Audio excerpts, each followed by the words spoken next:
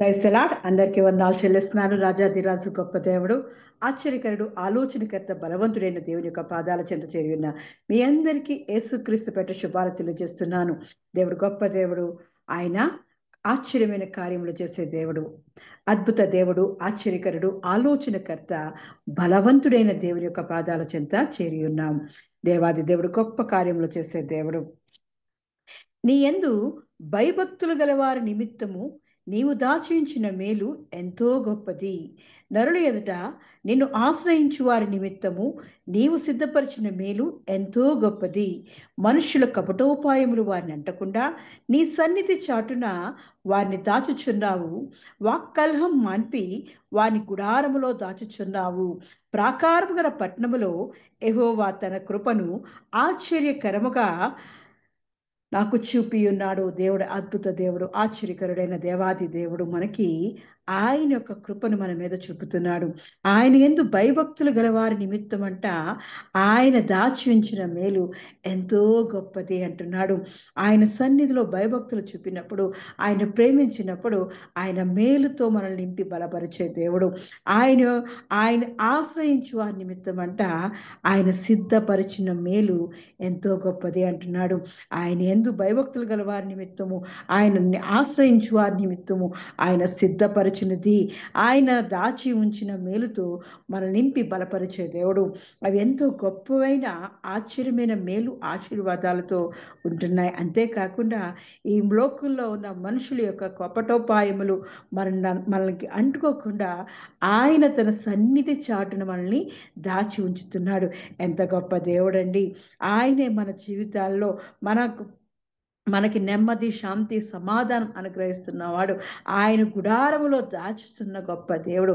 అంతేకాకుండా ప్రాకారం గల పట్టణములో ఆయన తన కృపను ఆశ్చర్యకరంగా మన ఎళ్ళ చూపుతున్న గొప్ప దేవుడు. అవును, మన కొరకు సిద్ధపరిచిన మేలు, దాచి ఉంచిన మేలును మనం పొందుకోవాలి అంటే ఆయన యందు భయభక్తులు కలిగి ఉండాలి, ఆయన ఆశ్రయించి ఉండాలి. అంతేకాకుండా ఆయన సన్నిధి చాటున మనం నివసిస్తున్నప్పుడు, ఆయన గుడారములో మనం ఉన్నప్పుడు దేవుడే మనల్ని రక్షించే కృపగల దేవాది దేవుడు. ఆయన కృపను మన ఎళ్ళ చూపిస్తూ ఆయన యొక్క నెమ్మది, శాంతి, సమాధానాలతో, సుఖ సంతోషాలతో మనం నింపే గొప్ప దేవుడు. అటువంటి దేవాది దేవుడిని ఆరాధించడానికి మనం ఆయన సన్నిధిలోకి ఆత్మతో, సత్యముతో ఆరాధించే వారిగా సిద్ధపడి దేవుని సన్నిధిలోకి అడుగు పెడదాం. ప్రారంభ ప్రార్థన ద్వారా దేవుని సన్నిధిలోకి అడుగు పెడదాం. స్తోత్రమయ్యా, స్తోత్రం, స్తోత్రం, స్తోత్రం, స్తోత్రం, స్తోత్రం. మహా గొప్ప దేవుడానికి కొందనాలు చెల్లిస్తున్నాను. ఆశ్చర్యకరుడు, ఆలోచనకర్తవై బలవంతుడైన దేవాది దేవా, నీకే వందనాలు చెల్లిస్తున్నానయ్యా. అన్ని నామముల కన్నా పైనామం కలిగిన వాడానికి వందనాలు చెల్లిస్తున్నాను. ఉన్నవాడు అనువాడైన రాజాది రాజా, నీకే వందనాలు చెల్లిస్తున్నాను. దేవా, నీకు సహాయం మాకు అనుగ్రహించి చూడొచ్చున్నాను. నీ కృపతో మమ్మల్ని బలపరచొడొచ్చున్నానయ్యా. నీ దయలో మమ్మల్ని వాడుకోమడొచ్చున్నానయ్యా. అయ్యా, ఇదిగో నీ సహాయం మాకు అనుగ్రహించి చూడొచ్చున్నాను. దేవాది దేవా, ఇదిగో తండ్రి, నీ కనికిరము దేవా, నీ జాలి మెళ్ళ చూపించి దేవా, అయ్యా, నిన్ను ఆశ్రయించి వారి నిమిత్తము దేవా, నీ యందు భయభక్తులు గల వారి నిమిత్తము దేవా, నువ్వు దాచించిన మేలు ఎంతో గొప్పదే ఉన్నదయ్యా. అయ్యా, ఇదిగో నువ్వు మా కొరకు సిద్ధపరిచిన మేలు ఎంతో గొప్పదే ఉన్నదయ్యా. అటువంటి మేలుతో మమ్మల్ని తృప్తిపరుస్తున్నవడానికి వందనాలు చెల్లిస్తున్నాను. పక్షిరాజు యవ్వనం వలె దేవా, దేవా, ఇదిగో తండ్రి, నేను మా ఇళ్ళ నీ కన్నా కటాక్షలు చూపిస్తున్నవడానికి వందనాలు చెల్లిస్తున్నాను. మేలుతో మా హృదయాన్ని తృప్తిపరుస్తున్నవడానికి వందనాలు చెల్లిస్తున్నానయ్యా. అయ్యా, ఇగో మా పాపములు, మా సంకటములు, మా దోషములను దేవా, అయ్యా, సంహరిస్తున్నవడానికి వందనాలు చెల్లిస్తున్నానయ్యా. పరిహరిస్తున్నవడానికి వందనాలు చెల్లిస్తున్నాను. మా విమోచకుడానికి వందనాలు చెల్లిస్తున్నాను. మా లోకరక్షకుడానికి వందనాలు చెల్లిస్తున్నానయ్యా. ఎంత మంచి దేవుడో దేవా. అయ్యా, ఇదిగో తండ్రి, పాతాళం అనే మరణం నుండి దేవా మమ్మల్ని తప్పించిన వాడానికి వందనాలు చెల్లిస్తున్నానయ్యా. సజీవులను స్తుతిస్తారని దేవా, ఇదిగో సజీవు లెక్కలో దేవా ఇంతవరకు మమ్మల్ని కాచి కాపాడు గొప్ప దేవానికి వందనాలు చెల్లిస్తున్నానయ్యా. ఎంత మంచి దేవుడో దేవా. అయ్యా, ఇదిగో తండ్రి, మా విమోచకుడు సజీవుడని దేవా, నేను ఇదిగో తండ్రి దేవాది దేవా, నిన్ను ఆరాధించగలిగే భాగ్యం మాకు దయచేసిన వాడా నీకు వందనాలు చెల్లిస్తున్నానయ్యా. ఇంతటి శ్రేష్టమైన సమయాన్ని మాకు దయచేసిన వాడా నీకు వందనాలు చెల్లిస్తున్నాను. అయ్యా, ఇదిగో తండ్రి, సమయం పోనీక దేవా, సద్వినియోగపరుచుకునే విధంగా దేవా నీ ఆత్మతో మమ్మల్ని బలపరచొడొచ్చున్నాను. అయ్యా, నీ శక్తితో మమ్మల్ని బలపరచొడొచ్చున్నానయ్యా. అయ్యా, నీ వాక్యమని జ్ఞానంతో మమ్మల్ని నింపి దేవా నీ రాకడ కొరకు నీ రాజ్యం కొరకు మమ్మల్ని సిద్ధపరచొచ్చున్నానయ్యా. అయ్యా మా సంఘాన్ని దీవించండి, ఆశించండి, అభివృద్ధి పరిచి విశాలపరచొచ్చున్నానయ్యా. దేవాది దేవానికే ఉన్నాలు చెల్లిస్తున్నాను. చేరి వచ్చిన ప్రతి బిడ్డను జ్ఞాపకం చేసుకుని దేవా నీ ఆత్మతో నింపి బలపరచొచ్చున్నాను. దేవా ఇదిగో నీ సన్నిధి, నీ దేవా నీ తోడు, నీ ప్రసన్నత మాకు అనుగ్రహించమని దేవా. అయా నీ సహాయంతో దేవా నీ కృపగల ఆశ్చర్యమైన కృపను మా ఏళ్ళ కుమ్మరించమని, నీ ఆత్మతో మమ్మల్ని నింపమని, నీ ఆత్మతో మమ్మల్ని అభిషేకించమని యేసుక్రీస్తు పరిశుద్ధ నామములో అడిగి పొందుకుని ఉన్నాను నా పరమ తండ్రి. ఆమేన్.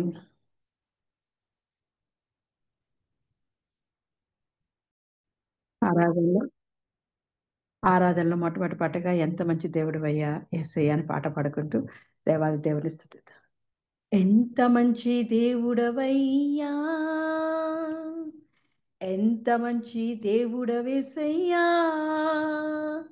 చింతలన్నీ తీరేనై నిన్ను చేరగా.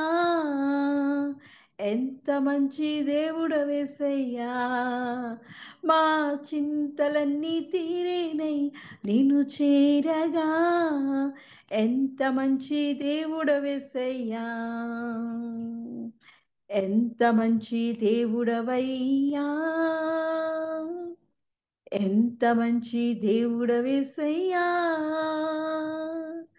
చింతలన్నీ తీరేనయ్యా నేను చేరగా.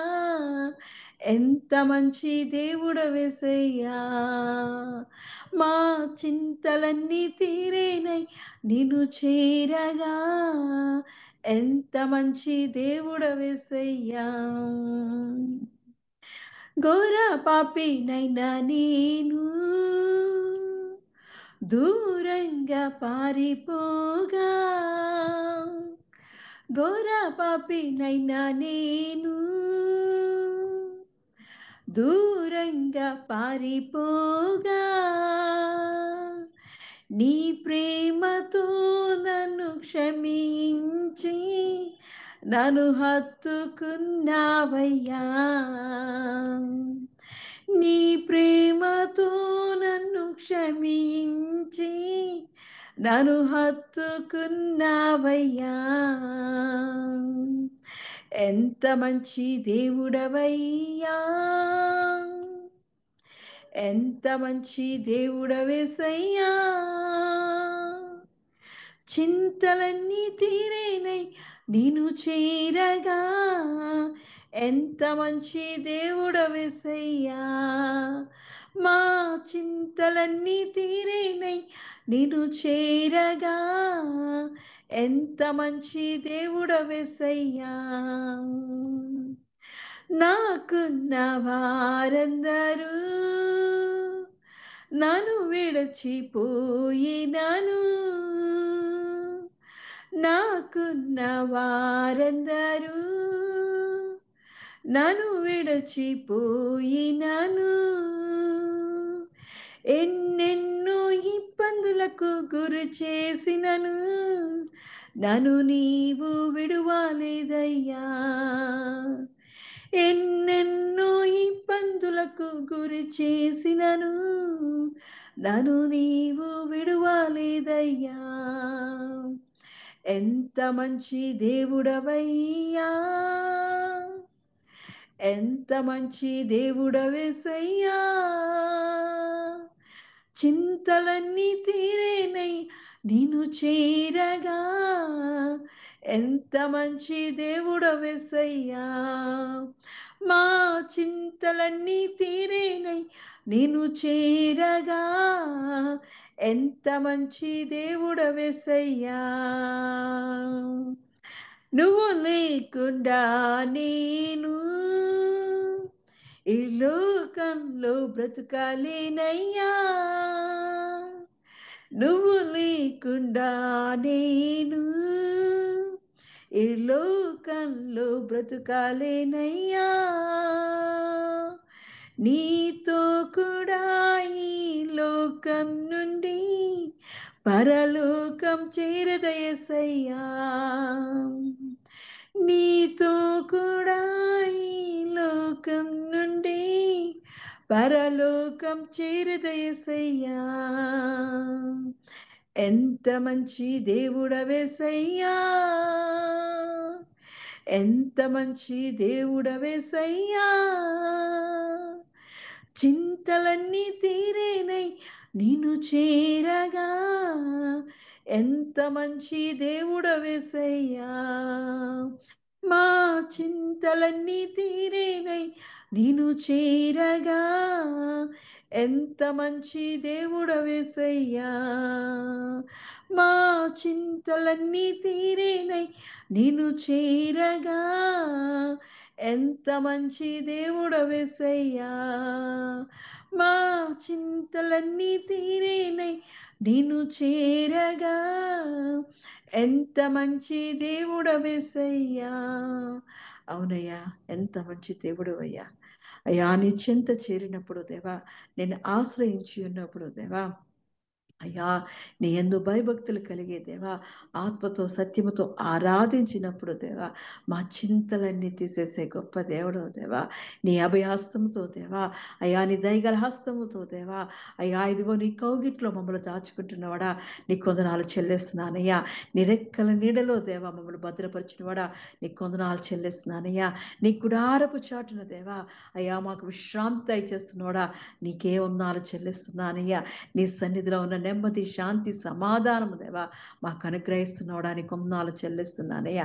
ఈ లోకమంతా విడిచిపెట్టిన దేవా, అయ్యా, ఇదిగో నువ్వు విడువని ఎడబాయని కృపతో దేవా మమ్మల్ని ఆదరిస్తున్న దేవుడు అయినందుకు వందనాలు చెల్లిస్తున్నారు. మా స్వరూపుడానికి వందనాలు చెల్లిస్తున్నారు. అత్యంత ప్రేమాస్వరూపైన దేవా, ఇదిగో నీ ప్రేమతో మమ్మల్ని దేవా ఆదరిస్తున్నవడానికి వందనాలు చెల్లిస్తున్నారు. మా ఇందు దయ చూపిస్తున్నవడానికి వందనాలు చెల్లిస్తున్నారు. నీ కృపతో మమ్మల్ని ఆదరిస్తున్నవాడా, ఆశ్రయిస్తున్నవడానికి వందనాలు చెల్లిస్తూ దేవా, అయ్యా, ఇదిగో నిన్ను ఆశ్రయించి ఉన్న వారికి దేవా, నీ యందు భయభక్తులు గల వారికి దేవా, అయ్యా, నువ్వు దాచి ఉంచిన మేలుతో దేవా, నువ్వు సిద్ధపరిచిన మేలుతో దేవా, అయ్యా, ఇదిగో మమ్మల్ని తృప్తి పరుస్తున్నవడానికి వందనాలు చెల్లిస్తూ దేవా, నీకే మహిమ ఘనత చెల్లిస్తూ మా చిన్ని స్థుతుల మీద ఆశీండు కమ్మని యేసుక్రీస్తు పరిశుద్ధ నామములో అడిగి పొందుకొని ఉన్నారు నా పరం తండ్రి. ఆమెన్. ఈ సాయంకాలపు ఆరాధన కొరకు ఏర్పాటు చేయబడిన పరిశుద్ధ గ్రంథం నుంచి వాక్య భాగము యోహాను సువార్త 9వ అధ్యాయం 3వ వచనం. ఈ సాయంకాలపు ఆరాధన కొరకు ఏర్పాటు చేయబడిన పరిశుద్ధ గ్రంథం నుంచి వాక్య భాగము యోహాను సువార్త 9వ అధ్యాయము 3వ వచనాన్ని చదువుకుందాం. యేసు, వీడైనను వీని కన్నవారైనను పాపము చేయలేదు గాని దేవుని క్రియలు వీని యందు పరచబడుటకే వీడు గ్రుడ్డివాడుగా పుట్టెను. దేవుని క్రియలు వీని యందు ప్రత్యక్షపరచబడుటకే వీడు గుడ్డివాడుగా పుట్టెను. దేవుడి పరిశుద్ధ వాక్యం దీవించి ఆశీర్వదించును గాక. ఆమెన్. ప్రార్థన చేసుకొని దేవుని సన్నిధిలోకి ఆయన యొక్క ముఖ దర్శనాన్ని మనం చూద్దాం. స్తోత్రమయ్యా, స్తోత్రం స్తోత్రం స్తోత్రం. గొప్ప దేవానికి వందనాలు చెల్లిస్తున్నాను. అద్భుత దేవుడానికి వందనాలు చెల్లిస్తున్నాను. అన్ని నామముల కన్నా పైనామం కలిగిన వాడా, ఇదిగో వాక్యమే ఉన్నవాడానికి వందనాలు చెల్లిస్తున్నాను. అయ్యా, కృపా సత్య సంపూర్ణగా దేవా, అయ్యా, మా మధ్య నివాసం చేస్తున్నవాడా, నీకే వందనాలు చెల్లిస్తున్నానయ్యా. అయ్యా, ఇదిగో నీ వాక్యముతో దేవా మమ్మల్ని బలపరచూడొచ్చున్నాను. నీ వాక్యముతో మమ్మల్ని తృప్తిపరచూడొచ్చున్నానయ్యా. అయ్యా, ఇగో నీ వాక్యము దేవా సుత్తి వంటిది దేవా. అయ్యా, ఇదిగో మమ్మల్ని సరిచేసే సుత్తి వంటి దేవా, మా హృదయాల్లో ఉన్న దేవా పాపం అనే ప్రక్షాళనంతటిని తీసివేసి దేవా, అయ్యా, మెత్తని హృదయాన్ని మాకు దయచేసే దేవాడా, దేవాది దేవానికి వందనాలు చెల్లిస్తున్నానయ్యా. అయ్యా, కరుణా హృదయం కలిగిన వాడా, ఇదిగో తండ్రి నీ కరుణా హృదయంతో మమ్మల్ని నింపి బలపరచమని నీ వాక్యం అనే శక్తిని మాకు దయచిమడొచ్చున్నాను. దయగలవాడా, నీకే వందనాలు చెల్లిస్తుంది దేవా. వచ్చిన ప్రతి బిడ్డని ఆత్మతో నింపి దేవా, నీ వాక్కును వినడానికి కావాల్సిన చెవులు దాయిచిమ్మడొచ్చున్నారు. నీ స్వరం ఎక్కడైతే ప్రవహిస్తుందో దేవా, అక్కడ నీ ఆత్మ కార్యం జరిగించుకొనొచ్చున్నారు. అయ్యా, విత్తువాడు నువ్వేనందుకు కొందనాలు చెల్లిస్తున్నాను. ఇదిగో తండ్రి, ఈ విత్తనాన్ని బహుగా ఫలింపజేసి దేవా, అయ్యా, ఇదిగో నీ క్రియలు ప్రత్యక్ష బట్టుకే దేవా, నిన్ను మహిమపరచుబట్టుకే దేవా, మా జీవితాల్లో జరుగుతున్న ప్రతి కార్యాన్ని దేవా, అయ్యా, మేము అర్థం చేసుకోవడానికి సహాయం దాయిచ్చేమడొచ్చున్నాను. అయ్యా, నిన్ను మహిమపరిచే విధంగా దేవా, నేను గణపరిచే విధంగా దేవా, ఇదిగో తండ్రి చిన్న వాక్యాన్ని బలపరచమడొచ్చున్నారు. దీవించి ఆశించి దేవా మా హృదయాల్లో ఫలింపజేయడొచ్చున్నానయ్యా. దయగల గలవాడా, ఇదిగో తండ్రి ఎన్నికలేని నన్ను జ్ఞాపకం చేసుకొనొచ్చున్నాను. నోటి మద్యం గలదాన్ని నన్ను జ్ఞాపకం చేసుకొనొచ్చున్నానయ్యా. నీ వాక్కును దాయిచ్చేయమడొచ్చున్నాను, నీ స్వరాన్ని దాయిచ్చేయమడొచ్చున్నానయ్యా. నీ ఆత్మతో నన్ను అభిషేకించి దేవా అయ్యా, ఇదిగో బలమైన ఘనమైన పాత్రగా దేవా నీ కొరకు నన్ను వాడుకోమని, నీ దేవా ఇదిగో సిలుచారు నన్ను భద్రపరిచి కాచి కాపాడమని యేసుక్రీస్తు పరిశుద్ధ నామంలో అడిగి పొందుకొని ఉన్నాను నా పరమ తండ్రి. ఆమేన్. Praise the Lord. అందరికీ వందనాలు చెల్లిస్తున్నాను. ఈ సాయంకాల సమయం కొరకు దేవుడు మన జీవితాల్లో ఏర్పాటు చేసిన వాక్య భాగము మరి యోహాను సువార్త 9వ అధ్యాయము 3వ వచనాన్ని చదువుకుందాం. వీడైనను వీని కన్నవారైనను పాపము చెయ్యలేదు, కానీ దేవుని క్రియలు వీరి యందు ప్రత్యక్షపరచబడుటకే వీడు గుడ్డివాడుగా పుట్టెను. దేవుడు ఎంతో గొప్ప దేవుడండి. మన పాపాలు క్షమించే దేవుడు ఆయన. ఆయన క్షమించే దేవుడు, దయగల దేవుడు, అద్భుత దేవుడు, ఆశ్చర్యకరుడు. కాబట్టి ఆయన అంటున్నాడు, వీడైనను వీని కన్నవారైన పాపం చేయలేదు అని దేవుడు సెలవిస్తున్నాడు. మరి ఆ గ్రంథాన్ని చూసినప్పుడు, ఆ అధ్యాయాన్ని చూసినప్పుడు, యోహాను సువార్త 9వ అధ్యాయం 1వ వచనం నుంచి చూసినప్పుడు ఆయన అక్కడ పుట్టుగుడ్డివాడి గురించి చెప్తున్నాడు. ఆయన మార్గమున పోవుచుండగా గుడ్డి అయిన ఒక మనుషుడు కనబడెను. ఆయన శిష్యులు, బోధకుడా, వీడు గుడ్డివాడై పుట్టుటకు ఎవడు పాపము చేసెను? వీడా వీని కన్నవారా అని ఆయనను అడుగగా, అక్కడ ఆయన మార్గము గుండా వెళ్ళిపోతున్నప్పుడు అక్కడ తను పుట్టుకతోనే గుడ్డి అయిన ఒక మనుష్యుడు కనబడుతున్నాడు. ఆ మనుష్యుడు తన తల్లి గర్భంలో నుండి వచ్చుతున్నప్పుడే ఒక గుడ్డివాడిగా ఈ లోకంలోకి అడుగుపెట్టాడు. అప్పుడు ఆ గుడ్డివాడిని చూసి, ఆ గుడ్డివాడిని చూసి ఆ శిష్యులు అడుగుతున్నారు, అయ్యా బోధకుడా, వీడు గుడ్డివాడిగా పుట్టడానికి వీడి పుట్టుక పాపమా, లేదంటే వీడు పాపం చేశాడా, వీడు కన్నవారు పాపం చేశారా అని దేవుణ్ణి అడుగుతున్నారు. ఆయన అక్కడ చూస్తున్నప్పుడు, వీడు గుడ్డివాడే పుట్టుటకు ఎవడు పాపము చేసెను? వీని కన్నవారా అని ఆయనను అడుగగా, ఆయనను అడుగుతున్నారు. ఇదేంటి, తల్లి గర్భంలో నుండే బయటికి వస్తున్నప్పుడే ఒక గుడ్డివాడుగా ఎందుకు వచ్చాడు? వీడు పాపం చేసే పూర్వజన్మలో పాపం చేశాడా ఏంటి, లేదా వీళ్ళు కన్నవారు పాపం చేశారా అని అడుగుతున్నారు.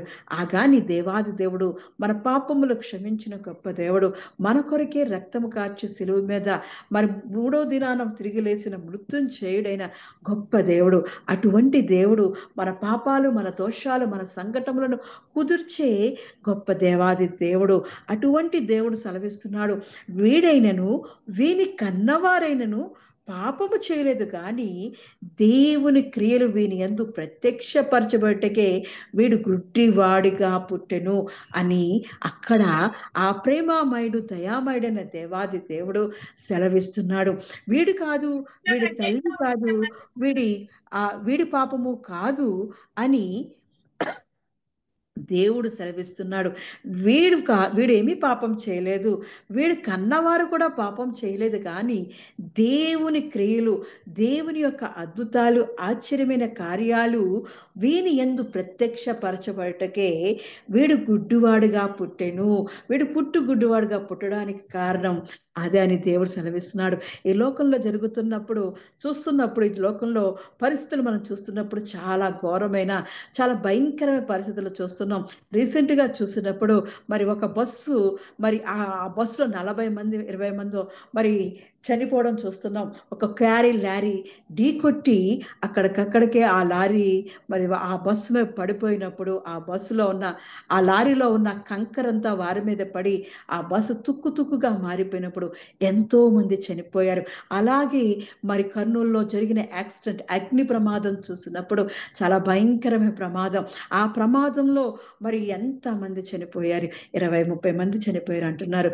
అలాంటి పరిస్థితులు చూసినప్పుడు వాళ్ళు పాపం చేశారా, వారి కన్నవారు పాపం చేశారా, లేదా బ్రతుకున్న వారు పాపం చేశారా, చచ్చిపోయిన వారు పాపం చేశారా అని మన జీవితాల్లో క్వశ్చన్ ఏర్పడుతూ ఉంటుంది. అవును, మన జీవితాల్లో చూసినప్పుడు చాలా భయంకరమైన ఆ ఇన్సిడెంట్స్ చూస్తున్నప్పుడు, ఆ తల్లిదండ్రులు ఆ కుటుంబాలు పెడుతున్న రోదన చూసినప్పుడు, మన మన ఆ సీన్స్ చూస్తున్నప్పుడు ఎంతో మనసు దుఃఖం అయిపోతుంది. అయ్యో అయ్యో ఎంత భయంకరంగా జరిగింది అని చాలా బాధ కలుగుతుంది. ఒకే కుటుంబంలోంచి ముగ్గురు కుమార్తెలు ఎంతో సంతోషంతో వారు ఆ అక్క వివాహం చూసుకొని చక్కగా ఆ తల్లిదండ్రుల నుంచి మరి వెళ్ళిపోతున్న వాళ్ళు చక్కగా చదువుకోవాలని, ఉద్యోగాలు చేసుకోవాలని అని వెళుతున్న వాళ్ళు, మరి ఒకే కుటుంబంలో ముగ్గురు చనిపోయినప్పుడు ఆ తల్లి ఏడుస్తుంది, నేను పాపం చేసి ఉంటాను అని. ఆ తల్లి తండ్రి ఎంతగా దుఃఖపడుతున్నారో, ఇంత మంచి కుమార్తెలు నేను పోగొట్టుకున్నానే, ఎంతో చక్కగా చదువుకునే కుమార్తెలు, నెలకు 50,000 సంపాదించే కుమార్తెను నేను పోగొట్టుకున్నానే, నేనేం పాపం చేశాను అని ఆ తల్లి ఎంతగానో రోదిస్తూ చాలా బాధపడుతుంది. అలాగే ఒక కుటుంబాన్ని చూసినప్పుడు ఆ అగ్ని ప్రమాదంలో చనిపోతున్నప్పుడు ఒక తల్లి తండ్రి, ఆ కుమారుడు కుమార్తె చిన్న చిన్న బిడ్డలతో ఉన్నవాళ్ళు, వాళ్ళు ఏం చేశారంటే ఆ కుమారుని వాళ్ళు ఆ కౌగిలిలో దాచుకొని అగ్ని ప్రమాదంలో జరగకుండా కాపాడని ఎంతో ట్రై చేశారు. మనం చూస్తూ ఉంటాం ఎక్కడెక్కడో ఆర్ట్ ఎగ్జిబిషన్లో లేదంటే ఫిల్మ్స్లో చూస్తూ ఉంటాం. అగ్ని ప్రమాదాల్లోంచి ఆ బిడ్డల్ని ఆ ఎలా అయితే రక్షించుకోవాలని ఆ తల్లి ఆరాట పడుతుంటారో ఆ తల్లిదండ్రులు, అటువంటి విధంగా ఆ అగ్ని ప్రమాదంలో చూసినప్పుడు ఆ బిడ్డలను రక్షించుకోవాలని ఆ తల్లి తండ్రులంట వారి కౌగిట్లో దాచుకున్నారంట. వాళ్ళ లోపలికి వెళ్ళి ఆ అగ్ని ప్రమాదం తర్వాత అదంతా ఆపివేస్తుంటే, అవన్నీ చూస్తుంటే అక్కడ ఆ ఫోటోలు వాటిని చూపిస్తున్నప్పుడు నిజంగా ఈ లోకం ఎంత భయంకరంగా అయిపోతుంది అని చాలా బాధేస్తుంది. ఆ తల్లి ఎంతగా కౌగిట్లో దాచుకుందంట, ఆ బిడ్డ అలాగే ఆ కౌగిట్లో చనిపోయిందంట. ఆ కాలిపోతూ కాలిపోతూ అంటే ఎంత ఉంటుంది చూస్తున్నాం కదా. మనం చూసినప్పుడు ఈ లోకం ఏమంటదంటే, అటువంటి ఘోరమైన పరిస్థితులు చూసినప్పుడు కూడా ఎంత పాపం చేసి ఉంటారో, వీరేం పాపం చేశారో, వీరి కన్నవారు ఏం పాపం చేశారో, వీళ్ళేం పాపం చేశారో అని ఒక నిందలు వేసేస్తూ ఉంటాం, అపనిందలు వేసేస్తూ ఉంటాం. మరి వాళ్ళ బాధను తట్టుకోకుండా అయ్యో పాపం అనకుండా మనము తీర్పు తీర్చేస్తూ ఉంటాం. ఇక్కడ కూడా అంతే. ఈ గుడ్డివాడిని చూసినప్పుడు, వీడు పుట్టుకతో గుడ్డివాడిగా పుట్టడానికి కారణం వీడు పాపం చేశాడా, వీడి కన్నవాళ్ళు పాపం చేశారా అని దేవాది దేవుడు యేసుక్రీస్తుని మరి ఆ శిష్యులు అడుగుతున్నారు. ఎవరయ్యా పాపం చేశారు, వీడిలాగా గుడ్డివాడుగా పుట్టడానికి కారణం ఏంటి అని దేవుణ్ణి అడుగుతుంటే దేవుడు అన్నాడు, వీడు కాదు, వీడు కన్నవారు కాదు కానీ దేవుని క్రియలు మరి వీని యందు ప్రత్యక్షపరచబడుటకే వీడు గుడ్డివాడుగా పుట్టినని దేవాది దేవుడు సెలవిస్తున్నాడు. ఆయన ఎంతకైనా ప్రేమామయుడు, దయామయుడు, క్షమించే దేవుడు కాబట్టి, ఆయన విమోచకుడు కాబట్టి, మన పాపములను విమోచించే విమోచకుడు కాబట్టి, ఆయన ప్రేమతో వీళ్ళెవ్వరూ పాపం చేయలేదు అని అంటున్నాడు. మరి మనం అలాగే చూసినప్పుడు యోబు పరిస్థితిలో చూసినప్పుడు, యోబు ప్రతి దినము ఆయన దేవుని సన్నిధిలో ప్రార్థన చేసేవాడు, అద్భుతాలను చూసేవాడు. అటువంటిది యోబు యథార్థవంతుడు, న్యాయవంతుడు, మరి చాలా మంచివాడు, చెడ్డదానిని అసహించుకుంటున్నవాడు. మరి ఒకరోజు భయంకరమైన మరి ఖడ్గము ద్వారా దేవుని ఒక ఉగ్రత, దేవుని అగ్ని ఆకాశము నుండి, మళ్ళీ అదేవిధంగా సుడిగాలి ద్వారా రకరకాలుగా దేవుని యొక్క మరి యోబు జీవితంలో మరి భయంకరమైన శోధనలు ఏర్పడుతున్నాయి. మన జీవితంలో కూడా మనకి అనారోగ్యం వచ్చినప్పుడు, లేదా మనకి కష్టమైన పరిస్థితులు వచ్చినప్పుడు, మన చుట్టూ భయంకరమైన పరిస్థితులు, అప్పుల్లో కూరుకుపోయినప్పుడు, మరి ఎవరైనా మన కుటుంబంలో చనిపోయినప్పుడు, ఈ లోకమంతా మనల్ని అదే విధంగా అంటది, వీళ్ళు ఏదో పాపం చేశారు అందుకే వీళ్ళు కోల్పోయారు, మంచి ఈవులను కోల్పోయారు అని అంటుంటారు. వీళ్ళు ప్రతిదినము పొద్దున్నుంచి సాయంత్రం వరకు దేవుడా దేవుడా అని ఆరాధిస్తూ ఉంటారు, దేవుని పాదాల చెంతే ఉంటారు, దేవుని సన్నిధిలో ఆయన యొక్క ఆయన యందు భయభక్తులు కలిగి ఆయన్నే ఆశ్రయించి ఉంటవారు మరి వీళ్ళకెందుకు ఈ కష్టాలు వచ్చాయి అని మనల్ని ఒక మాట అనేస్తూ ఉంటారు, తీర్పు తీర్చేస్తూ ఉంటారు. కానీ దేవుని వాక్యం సెలవిస్తుంది, వీరు కాదు, వీని కన్నవాడు కాదు అని దేవుడు సెలవిస్తున్నాడు. దేవుని యొక్క క్రియలు, దేవుని యొక్క అద్భుతాలు, దేవుని యొక్క ఆశ్చర్యమైన కార్యాలు మన జీవితంలో జరగడానికే దేవుడు మనకి మరి దేవాది దేవుడు మనకి మరి సహాయం చేస్తూ ఉంటాడు. మరి చెప్తూ చూస్తున్నాం కదా, యోబుకు వచ్చిన కష్టాల్లో మనకు ఒక్కటి వచ్చినా సరే మనం తట్టుకోలేం. ఒకే రోజు ఎంత భయంకరమైన కష్టాలు వచ్చాయండి, ఎంత భయంకరమైన శోధనలండి. అగ్ని ద్వారా వచ్చింది, ఖడ్గము ద్వారా వచ్చింది, సుడిగాలి ద్వారా వచ్చింది, మరణము ద్వారా వచ్చింది. మరి యోబును చూస్తే యోబు యథార్థవంతుడు, న్యాయవంతుడు, దేవుని యందు భయభక్తులు కలిగి చెడుతనమును విసర్జించిన వాడు, దేవుణ్ణి ఆరాధించేవాడు, దేవుని సన్నిధిలో న్యాయవంతుడిగా ఉంటున్నాడు, దేవుని యందు యథార్థవంతుడిగా ఉంటున్నాడు. దేవుని యొక్క అద్భుతాలు ఆశ్చర్య కార్యాలు చూసిన దేవుని యొక్క భక్తుడు, మంచి భక్తుడు. అటువంటి వాడు మరి ప్రతిరోజు తన కుమార్తెలు ఏమైనా పాపం చేశారేమో అని, హృదయములో పాపము చేశారేమో అని, మాట ద్వారా పాపం చేశారో ఏమో అని నిత్యము దేవుని సన్నిధిలో బలి అర్పిస్తూ ఉండేవాడు.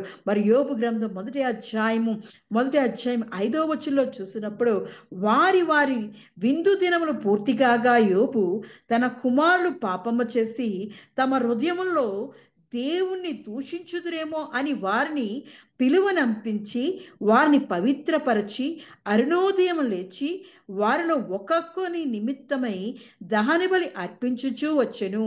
యోబు నిత్యము అలాగున చెయ్యుచుండెను. దేవుడు ఎంతో గొప్ప దేవుడండి.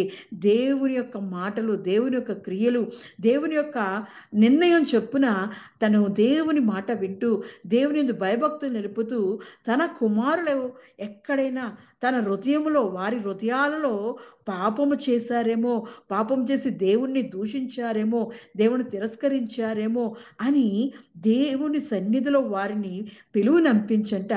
ప్రతిరోజు, అది ఒక్కరోజు కాదు, మళ్ళీ ఉదయ కాలమునే ఎంతో అరుణోదయం లేచి వారిని ఒక్కొక్కరిని పిలిచి వారిని ఎంతగానో పరిశుద్ధపరిచి పవిత్రపరిచి దహన బలు అర్పించి వారి పాపములన్నిటికీ సమాధాన బలు, అన్ని బలులు అర్పించి వారిని పవిత్రపరిచి మరి ఎంతగా ప్రతిరోజు యోబు నిత్యము అలాగున చేయుచుండెను.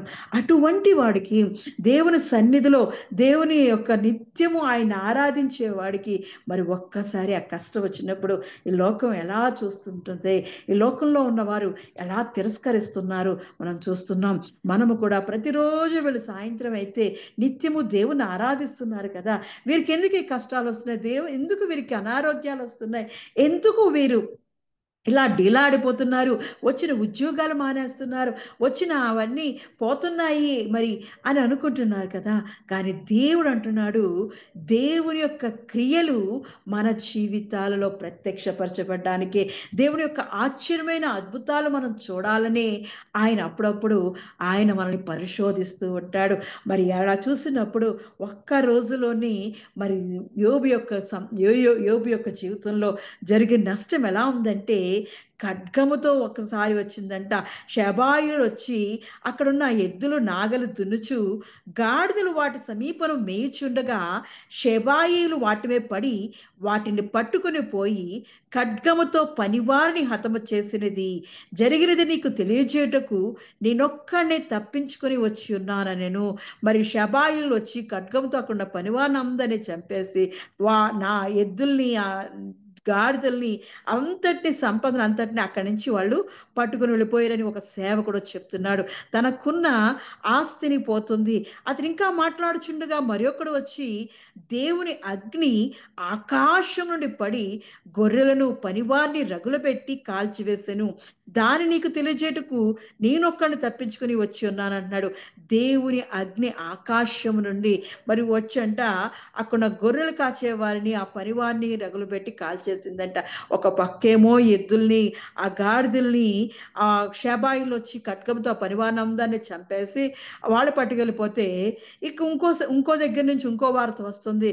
ఇదిగో ఆకాశం నుండి దేవుని యొక్క అగ్ని ఒక పిడుగు పడి అక్కడున్న గొర్రెలు ఆ పనివారిని అందరినీ కాల్చేసింది అని ఇంకొకడు వచ్చి చెప్తున్నాడు. అతడు ఇంకా మాట్లాడుచుండగా మరి ఒకడు వచ్చి, కల్దీలు 3 సమూహములుగా వచ్చి ఒంటెల మీద పడి వాటిని కొనిపోయి ఖడ్గము చేత పనివారిని చంపిరి, నీకు దాన్ని తెలియచేయటకు ఒక్కడిని తప్పించుకుని వచ్చి ఉన్నాను అంటున్నాడు. ఇంకొక దగ్గర నుంచి అంటే మూడో దిక్కు నుంచి మరి కల్దీలు వచ్చారు. వాళ్ళు ఏం చేస్తున్నారు, వాళ్ళు అక్కడ ఒంటెల సమూహాల మీద పడి వాటిని తీసుకొని అక్కడ పనివారిని అందరినీ చంపేసి ఖడ్గం చేత అక్కడి నుంచి వెళ్ళిపోతున్నారు. అతను ఇంకా మాట్లాడుచుండగా వేరొకడు వచ్చి, నీ కుమారులను నీ కుమార్తెలను తమ అన్న ఇంట భోజనము చేయుచు ద్రాక్షారసము పానము చేయుచుండగా గొప్ప సుడిగాలి అరణ్య మార్గముగా వచ్చి ఆ ఇంటి 4 మూలను కొట్టగాది ఎవరును పడినందున వారు చనిపోయిరి, దాని నీకు తెలియజేటుకుని ఒక్కడిని తప్పించుకొని వచ్చి ఉన్నానను. చూస్తున్నాం కదా ఎన్ని రకాలుగా వస్తుంది, ఎన్ని రకాలుగా శోధన వస్తుంది, ఎన్ని రకాలుగా కష్టాలు వస్తుంది. తనకున్న ఆస్తి అంతా పోతుంది. ఒక పక్క నుంచి షబాయిలు వచ్చి ఖడ్గంతో తనకున్న ఎద్దుల్ని చక్కగా పొలాన్ని దున్నుతున్న నాగలేసి ఆ పొలాన్ని చక్కగా దున్నుతున్న, ఆ పొలంలో పంట వేయాలని మంచి పంట వేయాలని ఆ ఎద్దుల చేత దున్నుతున్న ఆ పనివారిని అందరిని చంపేసి ఆ ఎద్దులు అనే ఆస్తిని పట్టుకెళ్ళిపోతున్నారు. ఇంకో పక్క నుంచి ఆకాశం నుండి దేవుని అగ్ని పిడుగులాంటి ఉరుములాంటివి పడి అక్కడ ఆ గొర్రెల్ని ఆ పనివారు కాలిపోతున్నారు. ఒక పక్క ఏమో ఖడ్గమ చేత హతమవుతున్నారు, దేవుని అగ్నితోటి కాలిపోతున్నారు. మూడో దగ్గర నుంచి ఏమో మరి కల్దేలు వచ్చి ఆ ఒంటెలను ఆ పనివారిని హతం చేసి ఒంటెలను ఎత్తుకెళ్ళిపోతున్నారు. ఆస్తి అంతా దోచుకుపోయింది, ఆస్తి అంతా కొలుగుపోయింది. అపోన్లే అనుకుంటే మరి ఇంకో పక్క నుంచి సుడిగాలి వచ్చి చక్కగా తన అన్నదమ్ములు అక్క చెల్లెలు అందరూ కలిసి సంతోషంతో విందు చేసుకుంటుంటే ఆ గాలి సుడిగాలి వచ్చంట ఆ ఇల్లును కొట్టగా ఆ ఇల్లు కూలిపోగా వాళ్ళంతా చనిపోయారు అంటున్నాడు. అది ఎంత భయంకరమైన పరిస్థితి అండి. అలా మన జీవితంలో జరిగితే ఒక్కటి జరిగినా మనం ఎంత కృంగిపోతామో, దేవుడు నాకే ఎందుకు ఇలా చేశాడు, దేవుడు నా జీవితంలో ఇలా అయిపోయింది ఏంటి, మనకి ఎప్పుడైనా మన ఉద్యోగంలో పరిస్థితులు ఎలా అయిపోయినా, మనకు అనారోగ్యం కలిగినా, మనకేమైనా కష్టం రాగానే, ఏదైనా చెడు వార్త తెలగానే మనం కృంగిపోతాం. కానీ యోబేమో దేవుని సన్నిధిలో దేవుడు ఇచ్చాడు, దేవుడు తీసుకుంటున్నాడు అని ఎంతగా నేను ఇదిగో వృక్త హస్తాల్లో దిగంబరనే వచ్చాను తల్లి గర్భంలో నుండి, దిగంబరనే అక్కడికి వెళ్ళేదను, యెహోవా ఇచ్చెను, యెహోవా తీసుకొని పోయెను, యెహోవా నామమునకు స్తుతి కలుగును గాక అని దేవుని సన్నిధిలో ఆరాధిస్తున్నాడు. మనం అలా చెప్పగలుగుతామా? యోబు అందుకే అంత గొప్ప నీతిమంతుడిగా పిలువబడుతున్నాడు, న్యాయవంతుడిగా పిలువబడుతున్నాడు, యథార్థవంతుడిగా పిలువబడుతున్నాడు, భయభక్తులు కలిగిన భక్తిపరుడుగా యోబును పిలవగలుగుతున్నాం. మనలో ఆ కష్టం ఒక్కటి వచ్చినా, మన శత్రువు, మన ఇంటి పక్కవారు, మన పొరుగువారు లేదా మన ఇంట్లో వారే మనల్ని వచ్చి కొట్టినా లేకపోతే తిట్టినా మనం ఏమంటామంటే, దేవుడు నాకు ఈ కష్టం వచ్చిందండి, దేవుడు నాకు ఈ కష్టాన్ని బాధని ఇబ్బంది కలిగించాడని మరణాపేక్ష కలిగిపోతాం. ఎందుకు నాకు ఈ జన్మ, నన్ను దేవా ఇదిగో తీసేసుకో అని ఏలియా వలె మనము కూడా మరణాపేక్ష కలిగి ఉంటాం. ఎందుకంటే ఒక మాటను తట్టుకోలేం, ఒక బాధను తట్టుకోలేం, ఒక కష్టాన్ని తట్టుకోలేం, ఒక రోగాన్ని తట్టుకోలేం. కానీ ఈరోజు మనతో దేవుడు మాట్లాడుతున్నాడు. నీ జీవితంలో అలాంటి కష్టాలు వచ్చినప్పుడు ఇదిగో యోబును గుర్తు చేసుకో. యోబు ఏ విషయం అందును ఏ పాపము చెయ్యలేదు, దేవుడు అన్యాయము చేసినని అస్సలు అనలేదు అంటున్నాడు. అటువంటి స్థితిలో మనం ఉంటే దేవుని యొక్క క్రియలు మనం చూడగలుగుతాం, దేవుడి యొక్క అద్భుతాన్ని మనం చూడగలుగుతాం. దేవుడు మన జీవితాల్లో దాచి ఉంచిన మేలును, ఆయన సిద్ధపరిచిన మేలును మన జీవితంలో దయచేస్తాడు. అటువంటి వాటి కొరకు మనము ఎదురు చూసేవారిగా ఉండాలి. వచ్చిన కష్టాన్ని వైపు చూడకూడదు, వచ్చిన మరి ఆ ఇబ్బందికర పరిస్థితుల వైపు చూడకూడదు. మనము ఏం పాపం చేసాం, ఇంత కష్టం వచ్చింది, మన తల్లిదండ్రులు పాపం చేశారా, లేకపోతే వీడు పాపం చేశాడా అని ఆ పుట్టుగుడ్డు అని అడిగినట్లు మనము కూడా అప్పుడప్పుడు ఎంత పాపం చేశానయ్యా, ఈ కష్టం నాకే వచ్చిందా అని దిగాలు పడిపోతాం. కాబట్టి అటువంటిగా మనం ఉండకుండా దేవుని సన్నిధిలో మనం ఆయన సన్నిధిలో దేవుని సన్నిధిలో స్తుతించే వారిగా యెహోవా నామమునకు స్తుతి కలుగును గాక అని దేవుని సన్నిధిలో మనం ఎదురు చూసినప్పుడు ఆ యెహోవా యందు భయభక్తులు గలవారికి ఆయన సిద్ధపరిచిన మేలు ఎంతో గొప్పది అంటున్నాడు. యెహోవాను ఆశ్రయించు వారికి ఆయన దాచించిన మేలు ఎంతో గొప్పది అంటున్నాడు. మనం అలా దేవుని ఆశ్రయించే వారిగా ఆయన యందు భయభక్తులు నిలిపేవారిగా మనం ఉంటే దేవుడు మన జీవితంలో ఆ కష్టాన్ని చిటికలో తీసేస్తాడు. అలాగే చూస్తున్నప్పుడు ఆ పుట్టిగుట్టువాడు అక్కడికి వెళ్ళి వీడి కన్న తల్లిదండ్రులా అని ఆయన అడుగుతున్నారు. వీడు కాదు, వీని కన్నవారు కాదు, పాపం చెయ్యలేదు గాని దేవుని క్రియలు వీని యందు ప్రత్యక్షపరచబట్టకే వీడు గుడ్డివాడుగా పుట్టెను అంటున్నాడు దేవాది దేవుడు. అవును, మన దేవుడు జీవముగల దేవుడు. ఆయన ఎంత గొప్ప దేవుడు అంటే మరి యోబు అంతగా కృషించిపోతున్న దేవుని స్తుతిస్తూ ఆరాధిస్తున్నప్పుడు కానీ తన చుట్టూ ఉన్న వాళ్ళు ఏమంటున్నారు తెలుసా? తన స్నేహితులు ఏమంటున్నారు తెలుసా? ఇదిగో నువ్వేదో పాపం చేస్తావు, ఏదో చెయ్యరాని ఘోరమైన పాపం చేస్తావు అని వాళ్ళు నిందిస్తున్నారు, తనకి దూరం అయిపోతున్నారు. మనం యోబు గ్రంథం 12వ అధ్యాయంలో చూస్తున్నప్పుడు, యోబు గ్రంథం 12వ అధ్యాయం 4వ వచనంలో చూస్తున్నప్పుడు,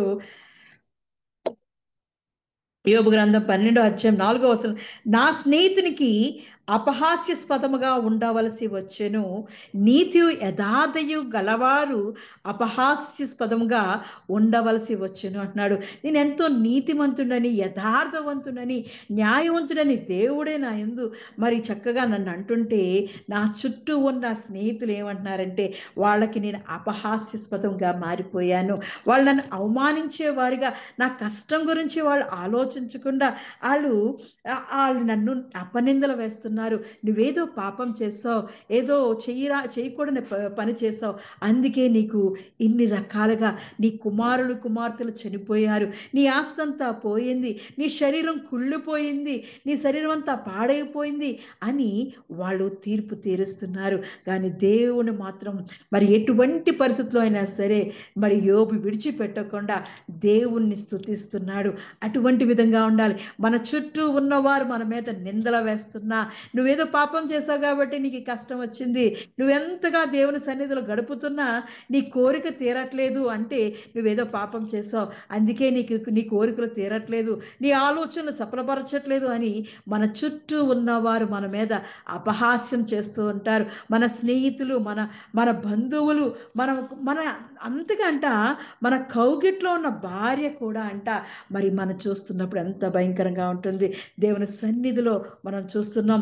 19వ అధ్యాయం, యోబు గ్రంథం 19వ అధ్యాయంలో అంటున్నాడు, ఆయన్ని ఆయనంట బాధిస్తున్నారంట. 19వ అధ్యాయం, యోబు గ్రంథం 19వ అధ్యాయం 1వ వచనం చూసినప్పుడు, ఎన్నాళ్ళు మీరు నన్ను బాధింతురు, ఎన్నాళ్ళు మాటల చేత నన్ను నలగగొట్టుదురు, 10 మార్లు మీరు నన్ను నిందించితిరి, సిగ్గులేక మీరు నన్ను బాధించెదరు, నేను తప్పు చేసిన ఎడల నా తప్పు నా మీదకే వచ్చును కదా అని ఆయన్ని అడుగుతున్నాడు.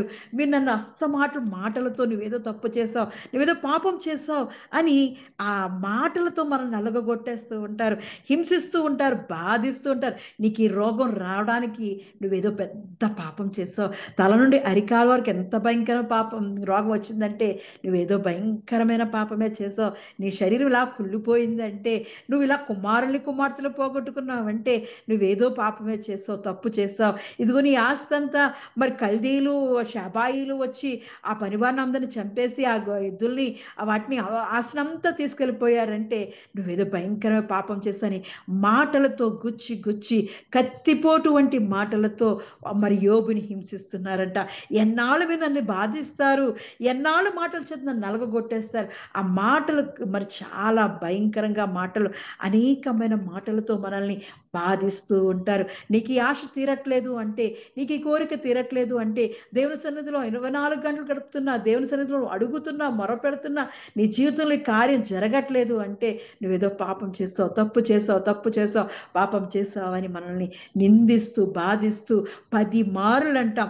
10 మార్లు మరి నన్ను నిందించితిరి, సిగ్గులేక నన్ను బాధిస్తూ వాళ్ళకి సిగ్గు ఉండదంట. అన్ని ప్రతిసారి అదే మాట. నువ్వేదో పాపం చేసావు, ఏదో పాపం చేసావు అని నిందిస్తూ ఉంటారంట. నేను తప్పు చేసిన ఎడల ఆ తప్పు నా మీదకే వచ్చును కదా అని అడుగుతున్నాడు. నా మీద మిమ్మల్ని మీరు నా మీద హెచ్చించుకుందురా, నా నేరము నా మీద మోపుదురా, అలాగైతే దేవుడు నాకు అన్యాయం చేసిన నీవు తన వలలో చిక్కించుకొని మీరు తెలుసుకొనిడి అంటున్నాడు. దేవుని సన్నిధిలో అడుగుతున్నాడు, మీరు నన్ను ఎందుకు అలా హింసిస్తున్నారు, నన్ను ఎందుకు అలా బాధిస్తున్నారు? నేను తప్పు చేస్తే దేవుడే ఆ తప్పుకు శిక్ష వేస్తాడు కదా, ఆ తప్పుకు ఆయనే పరిష్కారం చూస్తాడు కదా అని ఆయన ఊరుకోకుండా నన్ను బాధిస్తున్నారని దేవుని సన్నిధిలో మొరపెడుతున్నాడు. చూస్తున్నప్పుడు ఆయనకున్న అన్నదమ్ములు, అక్క చెల్లెలు అందరూ దూరం పెడుతున్నారంట. ఆ 13వ వచనం చూసినప్పుడు 19వ అధ్యాయం, యోబు గ్రంథం 19వ అధ్యాయం మరి 13వ వచనం నుంచి చూసినప్పుడు అలాగే మన జీవితాల్లో కూడా మనకి కష్టం వచ్చినప్పుడు మన అన్నదమ్ములు దూరం అయిపోతారు, అక్క చెల్లెలు దూరం అయిపోతారు, మన బంధువులు దూరం అయిపోతారు, మన చుట్టూ ఉన్నవారు మనకి దూరం అయిపోతుంటారు. అయ్యో పాపం అంటూ పక్కకెళ్ళి ఏం పాపం చేశారు అని నిందిస్తూ పక్క నుంచి వెళ్ళిపోతారే తప్ప మనకి ఎటువంటి సహాయం ఉండదు. అటువంటి సమయంలో నువ్వు దేవుని ఆశ్రయించినప్పుడు, దేవుని నమ్ముకున్నప్పుడు, దేవుని సన్నిధిలో గడిపినప్పుడు ఆయనే నీకు ఆశ్రయ దుర్గముగా ఉంటాడు. మరి 13వ వచనం చూసినప్పుడు ఆయన నా సోదర జనము నాకు దూరము చేసి ఉన్నాడు, నా నెలవళ్ళు నాకు కేవలం అన్యులైరి అంటున్నాడు. దేవుడు ఆయన సోదర జనం అంట దూరంగా వెళ్ళిపోయిందంట. అక్క చెల్లు అన్నదమ్ములు అందరూ మరి తనకు వచ్చిన కష్టాన్ని అంతవరకు ఆస్తిపరుడు, ధనవంతుడు, ఎంతో గొప్పవాడు, యథార్థవంతుడు, న్యాయవంతుడైన మరి దేవుని భయభక్తులు కలిగిన ఆ యోబు చుట్టూ ఉన్న ఆ తన సొంత ప్రజలే, తన బంధువులే దూరంగా వెళ్ళిపోతున్నారట. అంతేకాకుండా నా బంధువుల ఎద్దుకు రాకున్నారు, నా ప్రాణ స్నేహితులు నన్ను మర్చిపోయి ఉన్నారు అంటున్నాడు. అంతవరకు తన దగ్గరే ఉండి తన యొక్క మాటలు వింటూ, తన యొక్క జ్ఞానాన్ని వింటూ, తను చేస్తున్న పనులను పొగుడుతూ, తనను ఎంతగానో ప్రేమించిన వారు అందరూ కూడా దూరం అయిపోతున్నారు కష్టం రాగానే. మన జీవితాల్లో కూడా మనకి కష్టం వచ్చినప్పుడు, బాధ వచ్చినప్పుడు, మనకి శ్రమ కలిగినప్పుడు, ఆపత్కాల సమయం అయినప్పుడు వాళ్ళందరూ మనకి దూరం అయిపోతూ ఉంటారు. మనం అనుకున్న వాళ్ళందరూ దూరం అయిపోతుంటారు. ఇక్కడ యోబు పరిస్థితులు కూడా అంతే. తనకున్న బంధుజనం అంతా దూరం అయిపోతున్నారు, తన అక్కచెల్లు అన్నదమ్ములు అందరూ దూరం అయిపోతున్నారు, తన ప్రాణ స్నేహితులు అంట తను మర్చిపోయారంట. తన ఇంటి దాసీజనులు నన్ను అన్యునిగా ఎంచెదరు, నేను వారి దృష్టికి పరదేశినై ఉన్నాను అంటున్నాడు. చివరికి తన ఇంటిలో పనిచేసే పనివారు కూడా తన అన్యునిగా చూస్తున్నాడు, ఒక పరదేశిగా చూస్తున్నారంట. ఎందుకు పనికిరాని వాడుగా ఎవరో అతను అన్నట్లు చూస్తున్నారంట. తన ఇంటి మరిలో పనిచేసే వాళ్ళే ఆ ఇంటి యజమానుడిగా ఉంటున్న యోబుని అలా చూస్తారు. అవును, మన జీవితంలో కూడా మన కింద పని చేసేవాళ్ళు మనకి కష్టం వచ్చినప్పుడు, శ్రమ వచ్చినప్పుడు, మన ఇబ్బందికర కొలిమిలో ఉన్నప్పుడు, శోధనలో ఉన్నప్పుడు మన చుట్టూ ఉన్నవారు మనల్ని చూసే చూపు అలాంటిది. మరి అలాగే నేను పనివాని పిలువగా వాడేమీ పలకకుండా ఉన్నాడు, నేను వాని బతిమాలవలసి వచ్చాను అంటున్నాడు. పనివాడు మాట వినట్లేదంట. ఆ పనివాడిని పిలుస్తుంటే అసలు మాట నువ్వు ఎవరు కేర్లెస్గా ఉంటున్నాడు. ఆడు అయ్యా చిత్తం అని వచ్చేవాడు ఎంతగా యథార్థవంతుడిగా యజమానుడిగా ఉంటున్నప్పుడు యోబు ఆ టైంలో ఎస్ సార్ ఏంటి కావాలి సార్ అని అసలు ఎప్పుడు ఆ మాట వేస్తాడు, ఎప్పుడు అడుగుతాడా అని ఎదురు చూసిన వాడు ఈరోజు మరి యోబుకున్న శోధని కష్టాన్ని చూసి యా వీడితో మనకేం పని లేదు, వీడు రేపో మాపో చనిపోతాడు, వీడికి వచ్చిన రోగం భయంకరమైంది, లేదా వీడికి వచ్చిన కష్టాన్ని మనకేమి వీడేమి మళ్ళీ మనల్ని పోషించడు కదా అని ఒక విధమైన కేర్లెస్ వచ్చేసింది ఆ పని వాళ్ళకు కూడా. అటువంటి పరిస్థితిలో నేను నా పనివాన్ని పిలవగా వాడేమి పలకకుండా ఉన్నాడు, నేను వాడిని బతిమాలవలసి వచ్చాను.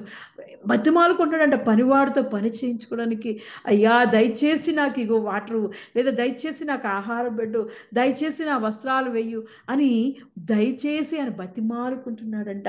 అటువంటి పరిస్థితి ఎంత భయంకర పరిస్థితి అండి యోబు జీవితంలో జరుగుతుంది. ఎంతో గొప్పగా యథార్థవంతుడిగా ఉన్నట్టుగా దేవుని యందు భయభక్తులు కలిగిన వాడు, ఎంతో ఆస్తిపరుడైన, మరి ఆ దేశంలో ఊజు దేశంలో ఎంతో ఉన్నత స్థానంలో ఉంటున్నవాడు ఈరోజు పనివాడు చేత బతిమాలించుకొని పని చేసుకోవాల్సిన పరిస్థితి, అంతగా కృంగిపోయిన పరిస్థితిలో కూడా దేవుని విడిచిపెట్టలేదు. ఇంకా చూసినప్పుడు నా ఊపిరి నా భార్యకు అసహాయం, నేను కనిన కుమారులకు నా వాసన అసహాయము వేస్తుందంట. ఎంత భయంకరంగా ఉంటుంది చూస్తున్నారా? కౌగిట్లో ఉన్న భార్య కంట ఆయన విడుస్తున్న ఊపిరి అసహ్యంగా, ఆ గాలి, ఆ వాసన ఎంతో సువాసనగా అనిపించిన తన భర్త శరీరం ఈరోజు ఆ కుళ్ళిపోయిన శరీరాన్ని వాసన చూస్తుంటే అసహించుకుంటుందంట. ఆ శరీరం నుండి వస్తున్న పురుగులు చూసి ఆ శరీరం నుంచి వస్తున్న ఆ కంపు నుంచి, ఆ రసి నుంచి ఆమె మొహం తిప్పుకుంటుందంట. ఆవిడే కాకుండా తన కడుపున పుట్టిన కుమార్తెలు కూడా అసహించుకుంటున్నారంట. ఎంతగా ఉంటుంది చూస్తున్నావా? మనం ఏదో పాపం చేసేసామని, మన జీవితంలో ఎంతో జరగరాని ఘోరం జరిగినప్పుడు, ఆ కష్టకాలంలో, శ్రమకాలంలో మన అనుకున్న వారే మనకు దూరం అయిపోతూ ఉంటారు. అటువంటి పరిస్థితుల్లో మాత్రం మనము దేవుణ్ణి ఆశ్రయించేవారుగా ఉంటూ ఉండాలి. దేవుని సన్నిధిలో కనిపెట్టేవారుగా ఉంటూ ఉండాలి. అటువంటిగా ఉన్నప్పుడు దేవుడు మన కొరకు ఆయన యొక్క మేలుతో నింపే దేవుడు. ఆయన మన పక్షిరాజు యవ్వనం వలె నూతన పరిచి మేలుతో మన హృదయాలు తృప్తిపరిచే దేవుడు. ఆ పక్షిరాజు ఎలా అయితే ముసలిదైపోతుందని తెలిసినప్పుడు తన వేళ్ళు, తన గోళ్లతోటి ఆ శరీరం మీద ఉన్న ఈకలన్నీ పీకేసుకొని ఆ ముక్కుతోటి తన ఒళ్ళంతటిని రక్తం వచ్చేటట్లు చేసుకొని ఆ కొండ సందుల్లోకి వెళ్ళి దాక్కుంటుందంట. అదంతా మళ్ళీ ఆ శరీరం అంతా మళ్ళీ నూతనంగా అయ్యేదాకా, మంచి మంచి కొత్త రెక్కలు వచ్చే వరకు అది దాక్కుంటుందంట ఆ శరీరం. అందుకే దేవుడు పక్షిరాజు యవ్వనం మళ్ళీ యవ్వనంగా తయారైపోయి ఆ కొండ సందుల్లోంచి, ఆ బండపేట సందుల్లోంచి బయటకు వస్తుంది. మన జీవితంలో కూడా అప్పుడప్పుడు శోధన వచ్చినప్పుడు మన బండ అయిన యేసుక్రీస్తు అనే బండ చాటును మనం దాక్కోవాలి. ఈ లోకంలో చూసినప్పుడు మరి చూస్తున్నాం కదా, సొంత భార్య, సొంత కుమారులు కూడా మరి పనివాళ్ళతో బతిమాలించుకుంటున్నాడు. తన బంధు జనాంగం, తన కుటుంబం అంతా, బంధువులు, సోదరులు అందరూ అసహించుకుంటున్నారు, అపహాస్యం చేస్తున్నారు, నిందిస్తున్నారు, తీర్పు తీరుస్తున్నారు. నువ్వేదో తప్పు చేసేసావు, పాపం చేసేసావు. అటువంటి పరిస్థితిలో మన యేసుక్రీస్తు అనే బండ చాటున మనం దాగినప్పుడు దేవుడు మళ్ళీ పక్షిరాజు యవ్వనం వలె మనం మేలుతో నింపి బలపరిచే దేవుడు. ఆయన అద్భుత దేవుడు, ప్రేమించే దేవుడు, క్షమించే దేవుడు. ఆయన అదే చేశాడు. మరి యోబు అదే చేశాడు. ఈ లోకమంతా తిరస్కరించిన, ఈ లోకమంతా మరి భార్య అయితే ఇదిగో దేవుడిని దూషించి చనిపో అని అన్నా సరే, మరి దేవుని సన్నిధిలో దేవుని స్తుతిస్తూ, దేవుని సన్నిధిలో, దేవుని చాటున, ఆయన సన్నిధిలో మరి నివసిస్తూ ఉన్నాడు. అలా ఉన్నప్పుడు దేవుడు ఎంతగా దీవించాడంటే, దేవుడు అంటున్నాడు, దేవుడే దిగి వచ్చేసాడంట యోబుతో మాట్లాడడానికి. దేవాది దేవుడే మరి ఆ సుడిగాలిలో దిగి వచ్చిన గొప్ప దేవుడు. ఆయన సుడిగాలి ద్వారా దేవుడు మరి యోబుతో మాట్లాడుతున్నాడు. యోబు మాట్లాడినట్లు మీరెవరు మాట్లాడలేదు, యోబు పలికినట్లు మీరెవరు పలికలేదు నన్ను గురించి అని తన స్నేహితులతో అంటున్నాడు. ఆ ముగ్గురు స్నేహితులతో అంటున్నాడు, తన చుట్టూ ఉన్న వారితో అంటున్నాడు. యోబు యుక్తమైన దాన్ని పలికాడు, యుక్తమైన దాన్ని కోరుకున్నాడు. నన్ను విడవలేదు. దేవుడి సన్నిధిలో ఏ పాపము చెయ్యలేదు. తన నోటి ద్వారా అయినా సరే తను ఏ పాపము చేయలేదు. మరి 1వ అధ్యాయం 22వ వచనంలో చూస్తున్నప్పుడు, ఈ సంగతిలో ఏ విషయమందును యోబు ఏ పాపమును చేయలేదు, దేవుడు అన్యాయం చేసనని చెప్పలేదు. మనమైతే అనేస్తాం, దేవుడు ఇదిగో నాకు ఈ కష్టం వచ్చిందంటే దేవుడు నాకు అన్యాయం చేశాడు, దేవుడే నాకు ఏ పాపం చేసేస్తాం, నోటి ద్వారా పాపం చేసేస్తాం, దేవుడు దూషిస్తాం, ఎంతో పాపం చేసేస్తాం అని అనుకుంటాం. కానీ యోబు వలె మనము కూడా నోటి ద్వారా ఏ పాపం చేయకూడదు, దేవుడు అన్యాయం చేశానని అసలు అనకూడదు. దేవుని యొక్క క్రియలు మన జీవితంలో ప్రత్యక్షపరచబడాలంటే దేవుని సన్నిధిలో, దేవా ఇది నీ చిత్తమయ్యా, ఇదిగో నీ చిత్తానికి ఓబడి ఉన్నాను అని దేవుని సన్నిధిలో స్తుతిస్తూ ఆరాధిస్తున్నప్పుడు, ఆయన బండ సందులో మనం దాగినప్పుడు దేవుడే మనకు అండగా ఉండే దేవుడు. మరి అదేవిధంగా దేవుడు ఈ లోకమంతా యోబుని మరి తిరస్కరించి దూషించి మరి తప్పు చేసాను నిందిస్తూ ఉన్నా సరే దేవుడిని విడిచిపెట్టలేదు. మనం కూడా అలాగే దేవుని సన్నిధిలో విడిచిపెట్టని వారంగా ఉంటున్నప్పుడు ఆ కష్టం నుండి, ఆ శోధన నుండి, ఆ బాధ నుండి విడిపించే దేవుడు. యోబు మరి చూసినప్పుడు 42వ అధ్యాయం యోబు గ్రంథం 42వ అధ్యాయం 7వ వచనంలో అంటున్నాడు, యెహోవా యోబుతో ఆ మాటలు పలికిన తర్వాత, అయితే తేమానుడి ఎలీఫజు ఇలాగ సెలవిచ్చెను, నా సేవకుడైన యోబు పలికినట్లు మీరు నన్ను గూర్చి యుక్తమైనది పలకలేదు గనుక నా కోపం మీ మీదను నీ ఇద్దరు స్నేహితుల మీదను మండుచున్నది. కాబట్టి నువ్వు వెళ్ళి 7 ఎడ్లను 7 పొట్టేలను తీసుకొని వచ్చి మరి యోబు యొద్దకు పోయి మీ నిమిత్తము దహన బలి అర్పింపవలను. అప్పుడు నా సేవకుడు యోబు మీ నిమిత్తం ప్రార్థన చేయను. మీ అవివేకమును బట్టి మిమ్మల్ని శిక్షింపక ఉన్నట్లు నేను అతన్ని మాత్రం అంగీకరించదును.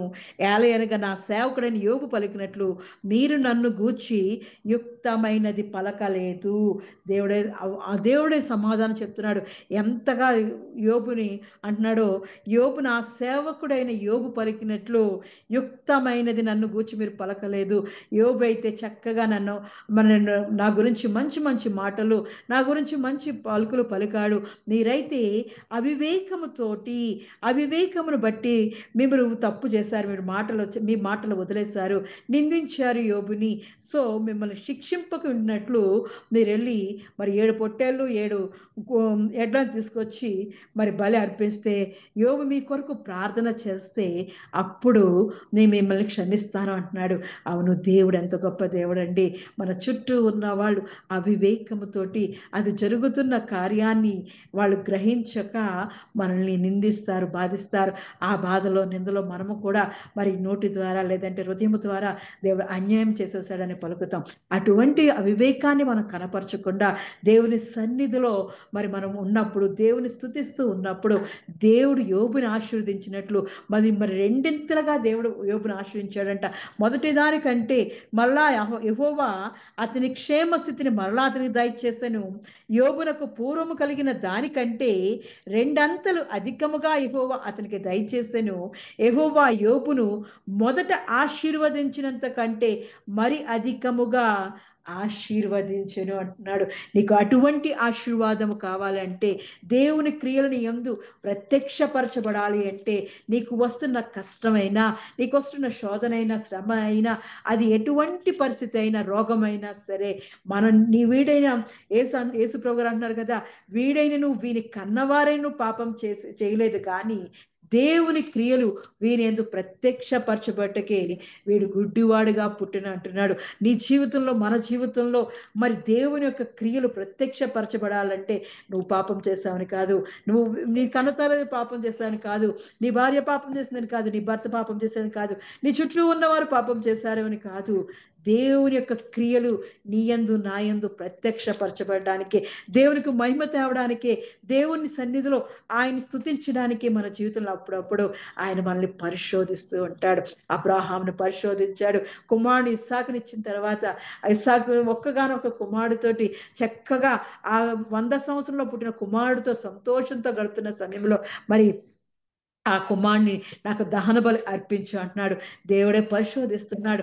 నీ విశ్వాసం ఎంతవరకు నిలుస్తుంది, దేవుని యందు ఎంతవరకు నువ్వు నమ్మకంగా ఉంటున్నావు, దేవుని యందు ఎంత భయభక్తులు కలిగి ఉంటున్నావు అని దేవుడు మరి ఒక్కొక్కసారి పరీక్ష పెడుతుంటాడు. ఆ పరీక్షలో నెగ్గినప్పుడు యోబును రెండింతలుగా ఆశించినట్లు నిన్ను నన్ను కూడా ఆశిస్తుంటాడు. దేవుడు గొప్ప దేవుడు అండి. అంతేకాకుండా మనం లాజరును చూసినప్పుడు 11వ అధ్యాయం యోహాను సువార్త 11వ అధ్యాయము మరి చూసినప్పుడు మరి ఎంతగా అంటే యేసు ప్రభు గారి పాదాల చెంత ఆయన పాదాలను కన్నీటితో కడిగి అత్తరు పూసిన మరి తల వెంట్రుకలతో తుడిచిన మరియమ్మ గారి మరి సహోదరుడే ఈ లాజరు. దేవుని యొక్క పాదాలు విడిచిపెట్టకుండా దేవుని పాదాల చెంత ఉన్న మరియా మార్తల యొక్క తమ్ముడే లాజర్ గారు. ఈ లాజర్ గారిని చూసినప్పుడు, ఈ మరియా మార్తల్ని చూసినప్పుడు మరియని అంటాడు దేవాది దేవుడు, ఉత్తమమైన దానిని ఎంచుకుంది మరియా అని దేవుడే ఒక అవార్డు ఇచ్చాడు.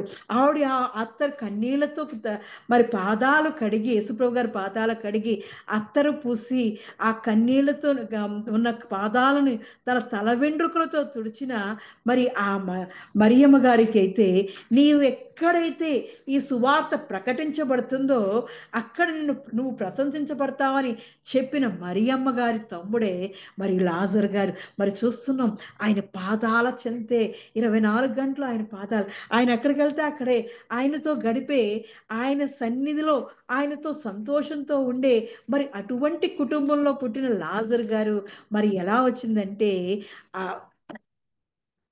మరి చూసినప్పుడు రెండో వచనం నుంచి చూసినప్పుడు 11వ అధ్యాయం, యోహాను సువార్త 11వ అధ్యాయం 2వ వచనాన్ని చూసినప్పుడు, ఈ లాజరు ప్రభువునకు అత్తర పూసి తల వెంట్రుకలతో ఆయన పాదములు తుడిచిన మరియొక సహోదరుడు అతని అక్క చెల్లెండ్రు, ప్రభువా ఇదిగో నువ్వు ప్రేమించువాడు రోగి అయి ఉన్నాడని ఆయన యొద్దకు వర్తమానం పంపి ఉన్నారు. ఎవరంట? దేవుని ప్రేమించేవాడు, దేవుని సన్నిధిలో ఆయన యొక్క పాదాల చెంత ఉత్తమమైన దానిని ఎంచుకున్న వారికే మరి ఎలాంటి రోగం వచ్చింది? చనిపోయే రోగం వచ్చింది, భయంకరమైన రోగం వచ్చింది, అది మరణం. మరి ఆ మరణం అంట, అది ఆ వ్యాధి మరణం కొరకు అని వాళ్ళందరూ అనుకుంటున్నారు. కానీ దేవునికి, యేసుప్రభు గారికి ఆ వార్త తెలిసినప్పుడు ఆయన అంటున్నాడు, 4వ వచనంలో అన్నాడు, యేసు అది విని ఈ వ్యాధి మరణము కొరకు వచ్చినది కాదు గాని దేవుని కుమారుడు దాని వలన మహిమపరచబడినట్లు దేవుని మహిమ కొరకు వచ్చినదనను. దేవుడు ఆ వార్త విని మరి ఎలా అయితే పుట్టుగుడ్డు వాడిని అంటున్నాడో, వీడిగైనాను వీడి కన్నవారైనా పాపము చెయ్యలేదు కానీ దేవుని క్రియలు వీరి యందు ప్రత్యక్షపరచబడ్డకే వీడు గుడ్డివాడుగా పుట్టినని ఆ పుట్టుగుడ్డివాడి గురించి అంటున్నట్లే మరి ఇక్కడ లాజర్కి ఆ వ్యాధి మరణకరమైనదైనా సరే ఆయన అంటున్నాడు, ఇది వ్యాధి మరణం కొరకు కాదు కానీ దేవుని కుమారుడు దాని వల్ల మహిమపరచబడడానికి, దేవుని మహిమ కొరకు వచ్చింది అని దేవుడే సెలవిస్తున్నాడు.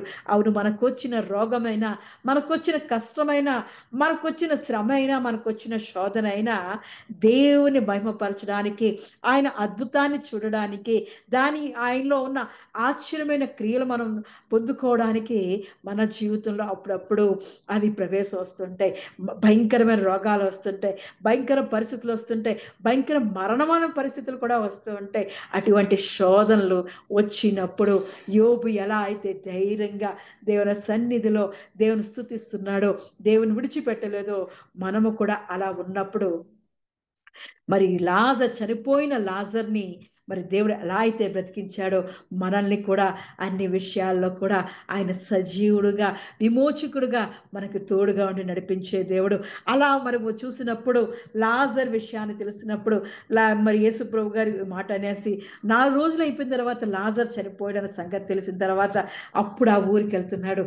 ఆ ఊరికి వెళ్ళినప్పుడు అక్కడ మరియా మార్త పర్యటకుని వచ్చి, అయ్యా ఇదిగో నువ్వు ప్రేమించిన దేవా, ప్రేమించిన కుమారుడు చనిపోయాడు, నా సహోదరుడు చనిపోయాడు అని వాళ్ళు ఏడుస్తుంటే మరి మార్తని మరియని అడుగుతున్నాడు. అందుకు యేసు, నీవు నమ్మిన ఎడల దేవుని మహిమ చూతువని నేను నీతో చెప్పలేదా అని ఆమెతో అనెను అంటున్నాడు. ఆయన వచ్చి అక్కడికి వచ్చి ఆయన లాజర్ గారి సమాధి దగ్గరకు వచ్చి, ఇదిగో సమాధి తెరవండి అంటుంటే, ఆ రాయి తీయండి, ఆ సమాధి దగ్గర ఉన్న రాయి తీయండి అంటుంటే, ఆ రాయి తీయొద్దయ్యా, చనిపోయి 4 రోజులైంది, వాసన కొడతాడు, కంపు కొడతాడు, అయ్య బాబాయ్ వద్దు వద్దు అని అంటుంటే యేసు ప్రభు గారు అంటున్నారు, ఆ సమాధి రాయి తీయండి, ఇగో మరియా నువ్వు నమ్మిన ఎడల దేవుని మహిమ చూత్తు అని అంటున్నాడు. ఈరోజు నువ్వు నేను దేవుని యొక్క నమ్మకం ఉంచాలి. దేవుని యొక్క నమ్మిక ఉంచినప్పుడు ఆయన నీ జీవితంలో జరగబోయే మహిమను చూస్తావు, నీ జీవితంలో జరగబోయే ఆశ్చర్యమైన కార్యాన్ని చూస్తావు, అద్భుతాన్ని చూడాలనుకుంటుంటే నువ్వు ఈరోజే ఆయన్ని పూర్ణ ఆత్మతో, పూర్ణ హృదయముతో ఆయన యందు నమ్మిక ఉంచిన ఎడల నువ్వు మహిమను చూస్తావు అని దేవుడు ఆ రోజు మరియకి ఇచ్చిన వాగ్దానం ఈరోజు నీకు నాకు ఇస్తున్నాడు. ఎంత మంచి దేవుడు అండి. ఆయన నిన్న నేడు మారని దేవుడు, యుగ యుగములు మారని దేవుడు. ఆయన కృప అప్పుడు ఉంది, ఇప్పుడు ఉంది. ఆయన ఎల్లప్పుడూ సజీవుడై నీకు నాకు సహాయం చేసే దేవుడు. మనకు కష్టం వస్తే, కన్నీరు వస్తే ఆయన తుడిచే దేవుడు. అటువంటి దేవుడు మనం ఆశ్రయించున్నాం. ఆయన మరి లాజర్ చనిపోయి 4 రోజులు అయిపోయింది, కంపు కొడుతుంది అని మరి అంటుంటే, లేదు లేదు, నువ్వు నమ్మిన ఎడల ఈరోజు నీ జీవితంలో మహిమ చూస్తావు, నీ తమ్ముడు బతికి వస్తాడు అని యేసు ప్రభు గారు అంటున్నారు. అవును, నువ్వు నమ్మిక మాత్రం ఉంచిన ఎడల, ఆయన యందు విశ్వాసం ఉంచిన ఎడల నీ జీవితంలో, నా జీవితంలో మరి దేవుని మహిమను చూసేవారిగా ఉంటాం. అలా చెప్పిన తర్వాత యేసుప్రభు గారు కన్నులెత్తి ఆకాశం వైపు వచ్చి కన్నులెత్తి, తండ్రి నా మనవి వినినందుకు నీ కృతజ్ఞతాస్తుతులను చెల్లించున్నాను అని దేవుని సన్నిధిలో ప్రార్థన చేసి అది తెరిచినప్పుడు ఆయన లాజరు బయటికి రమ్మని బిక్కరగా చెప్పగా, చనిపోయిన వాడు కాళ్ళు చేతులు ప్రేత వస్త్రములతో కట్టబడిన వాడే వెలుపలికి వచ్చెను. అతని ముఖను ఒక రుమాలు కట్టి ఉండెను. అంతటి యేసు, మీరు అతని కట్లు విప్పిపోనిడని వారితో చెప్పాను. చూస్తున్నాం కదా, చనిపోయిన లాజరే మళ్ళీ తిరిగి బ్రతికి వచ్చాడు. 4 రోజుల తర్వాత కుళ్ళిన శవమైపోయి 4 రోజుల తర్వాత లేచి వచ్చాడు. మన జీవితాల్లో కూడా దేవుడు అద్భుతాన్ని, ఆశ్చర్యకమైన కార్యాన్ని చూడాలనుకుంటున్నావా?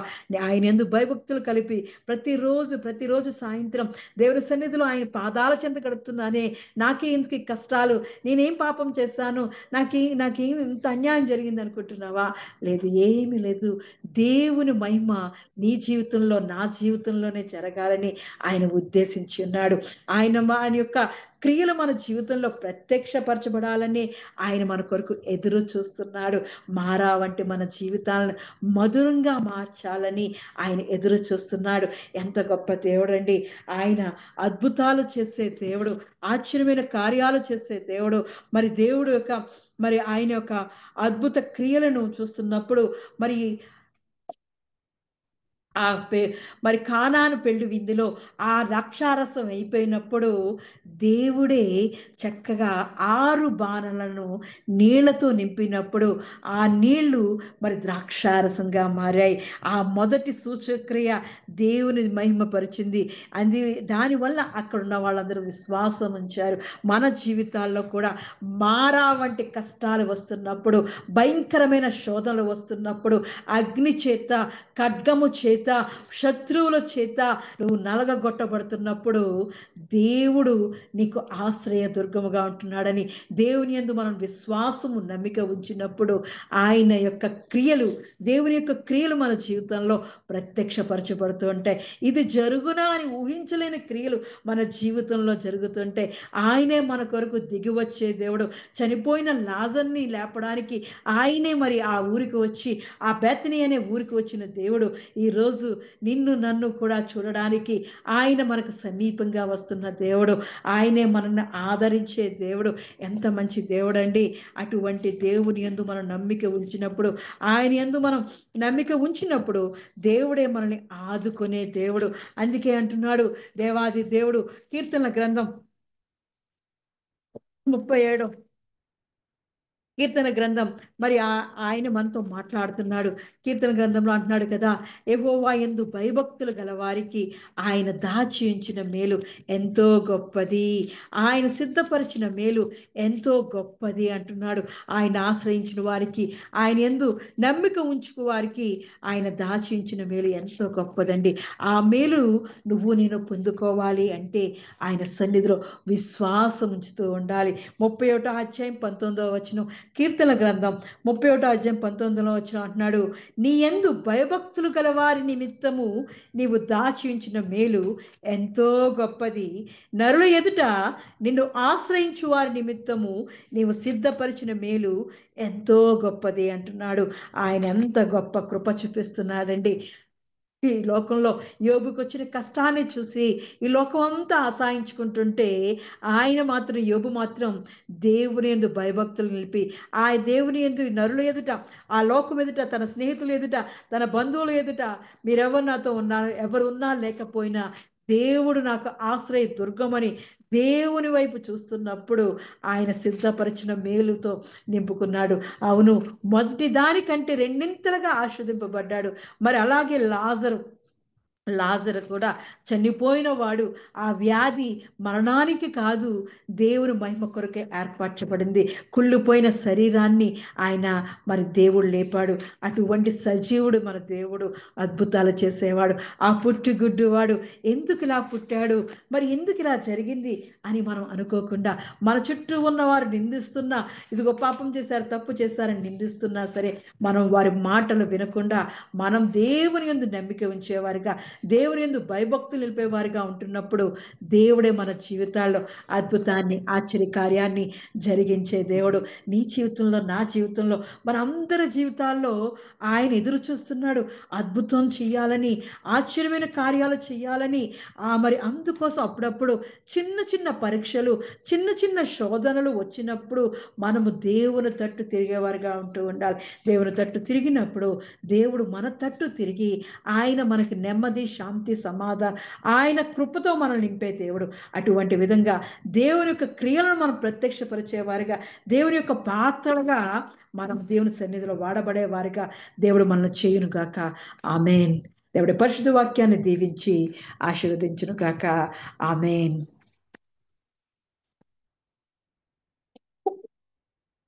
Praise the Lord. Hallelujah. Thank you Lord. Thank you Jesus. గొప్ప దేవానికి వందనములు, స్తోత్రములు చెల్లిస్తున్నాం తండ్రి. నీ కృపను బట్టి నీకు వందనములు, నీకు స్తోత్రములు చెల్లిస్తున్నాం ప్రభువా. నీ కనికరమును బట్టి నీకు వందనములు, నీకు స్తోత్రములు చెల్లిస్తున్నాం తండ్రి. అనేక శ్రమల గుండా మేము వెళ్ళినప్పటికీ కూడా, ఆ శ్రమలన్నీ కూడా మీ క్రియలు మా జీవితాల్లో ప్రత్యక్షపరచబడడానికి మాత్రమే మేము ఆ శ్రమల గుండా వెళుతున్నామని, మా వ్యాధుల్లో, మా బాధల్లో మీరు మాకు తోడుగా ఉండి మమ్మల్ని నడిపించేటటువంటి దేవుడని మరొకసారి మీరు మాతో మాట్లాడినందుకే మీకు వందనాలు, మీకు స్తోత్రాలు చెల్లిస్తున్నాం తండ్రి. వ్యాధులలో, బాధలలో ఊరటనిచ్చావు, రక్షణలో సంరక్షకుడై ధైర్యము పంచావు. వ్యాధులలో, బాధలలో ఊరటనిచ్చావు, రక్షణలో సంరక్షకుడై ధైర్యము పంచావు. నేనే సత్యం అన్న దేవా, నేనే మార్గం అన్న దేవా, నేనే సత్యం అన్న దేవా, నేనే మార్గం అన్న దేవా, నేనే జీవము అని పలికిన దేవా, నేనే జీవము అని పలికిన దేవా. దేవా దేవా నీకే స్తోత్రం, దేవా దేవా నీకే స్తోత్రం, దేవా దేవా నీకే స్తోత్రం, దేవా దేవా నీకే స్తోత్రం. నీవు నా తోడు ఉన్నావయ్యా, నాకు భయమేలనా యేసయ్యా. నీవు నాలోనే ఉన్నావయ్యా, నాకు దిగులేల నా మెస్సయ్యా. నాకు భయమేలా, నాకు దిగులేలా, నాకు చింతేలా, నాకు భీతియేలా, నీవు నా తోడు ఉన్నావయ్యా, నాకు భయమేలా నా యేసయ్యా. నీవు నాలోనే ఉన్నావయ్యా, నాకు దిగులేల నా మెస్సయ్యా. మహాపరిశుద్ధుడైన మా దేవాని నామానికి వేలాది వందనములు, స్తోత్రములు చెల్లిస్తున్నాం తండ్రి. ఇంతవరకు ప్రభువా మరి నీ దాసురాల ద్వారా మాతో సూటిగా మాట్లాడిన దేవానికి వందనములు, నీకు స్తోత్రములు చెల్లిస్తున్నాం. వీడిని కన్నవారైనను పాపము చేయలేదు గాని దేవుని క్రియలు వీని యందు ప్రత్యక్షపరచబడుటకే వీడు గ్రుడ్డివాడుగా పుట్టాను. అవును తండ్రి, ఈ లోకంలో మేము ప్రభువా మరి వెళుతున్నప్పుడు మా విశ్వాస జీవితాల్లో అనేక మార్లు దేవా ఎత్తైనటువంటి సమస్యలు, లోతైనటువంటి శోధనల్లో, గాఢాంధకారపు లోయల గుండా మేము వెళుతున్నప్పుడు మీరు మాకు తోడై ఉండేటటువంటి దేవుడు, మమ్మల్ని విడిచిపెట్టేటటువంటి దేవుడు కాదు. ఈ లోకం ప్రభువా మరి ఎన్ని నిందలు మా మీద వేసినప్పటికీ, వీరు పాపము చేసిన వారు, వీరు శపింపబడిన వారు, వీరు దేవుని వలన మొత్తబడిన వారని లోకం అనుకోవచ్చు. కానీ దేవా నీ ప్రణాళికను ఎన్నటెన్నటికీ కూడా నీవు నెరవేర్చేటటువంటి దేవుడవు. తల్లి గర్భములో మేము రూపింపబడక మునుపే మా గురించినటువంటి ప్రణాళికను కలిగి ఉన్నటువంటి దేవుడవు. Thank you Lord, thank you Jesus. నీ వాగ్దానమును స్థిరపరిచేటటువంటి దేవుడవు దేవా. మరి యోబు ఎంత నీతిమంతుడో ఈ లోకానికి ప్రభువా మరి చాటి చెప్పుట కొరకు, నిజమైన భక్తి, నిజమైన విశ్వాసము, నిజమైన ఆత్మీయ జీవితము ఎలాగూ ఉండాలో ఈ లోకంలో అనేకులకు మాదిరికరముగా మా ముందు ఉంచటానికి నైనా మరి యోబు తాత్కాలికముగా శ్రమల గుండా వెళ్ళగలిగాడు. మీరు అనుమతించారు ప్రభు. Thank you Lord, thank you Jesus. అవును తండ్రి, ఈరోజు మా జీవితాల్లో మేము అనుభవిస్తున్నటువంటి శ్రమలలో, మేము వెళుతున్నటువంటి శోధనలో తండ్రి మీ హస్తము మాకు తోడుగా ఉంది. యోబు ప్రాణమును తప్ప సమస్తమును మీకు ఇస్తున్నానని మీరు అప్పచెప్పినప్పటికీ కూడా దేవా మరి విశ్వాసముతో, నమ్మకముతో యోబు కనబరిచినటువంటి ఆ గొప్ప భక్తి ఈరోజు మేమందరము కూడా కలిగి ఉండడానికి మీ సహాయం దయచేయండి, మీ కృప దయచేయండి. అవును ప్రభువా, మా జీవితాల్లో చిన్న శోధన వస్తేనే, చిన్న కష్టం వస్తేనే, చిన్న ఓటమి వస్తేనే, చిన్న ఇబ్బంది వస్తేనే ఇదిగో దేవుడు మా చేతులు విడిచిపెట్టేశాడు, దేవుడు మమ్మల్ని మరిచిపోయాడు అనుకునేటటువంటి అయినా ఈ పరిస్థితుల నుండి దేవుడు సదాకాలము కూడా మాకు తోడుగా ఉన్నాడు. యుగ సమాప్తి వరకు కూడా మాకు తోడుగా ఉంటాడు. ముదిమి వచ్చే వరకు కూడా మాతో కూడా ఉంటాడు. ఆయన ఎన్నడూ మమ్మల్ని విడిచిపెట్టేటటువంటి దేవుడు కాదనేటటువంటి విశ్వాసాన్ని ఈ రాత్రి మాలో మీరు నింపినందుకే మీకు వందనాలు, మీకు స్తోత్రాలు చెల్లిస్తున్నాం. అవును ప్రభువా, నీతిమంతుడు 7 మార్లు పడినను తిరిగి లేచునని మీ వాక్యము సెలవిస్తుంది. అనేక శ్రమల గుండా మేము వెళ్ళినప్పటికీ ప్రభువా 6 బాధలలో నుండి ఆయన నిన్ను విడిపించును. 7 బాధలు కలిగినను నీకు ఏ కీడు తగలదని మీ వాక్యము సెలవిస్తుంది. యోబు అనేకమైనటువంటి శ్రమలలో నైనా మరి శోధనలలో పరీక్షించబడ్డాడు.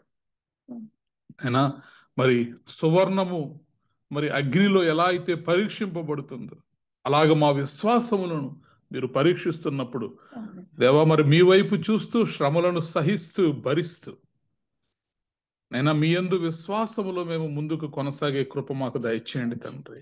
Thank you Lord, thank you Jesus.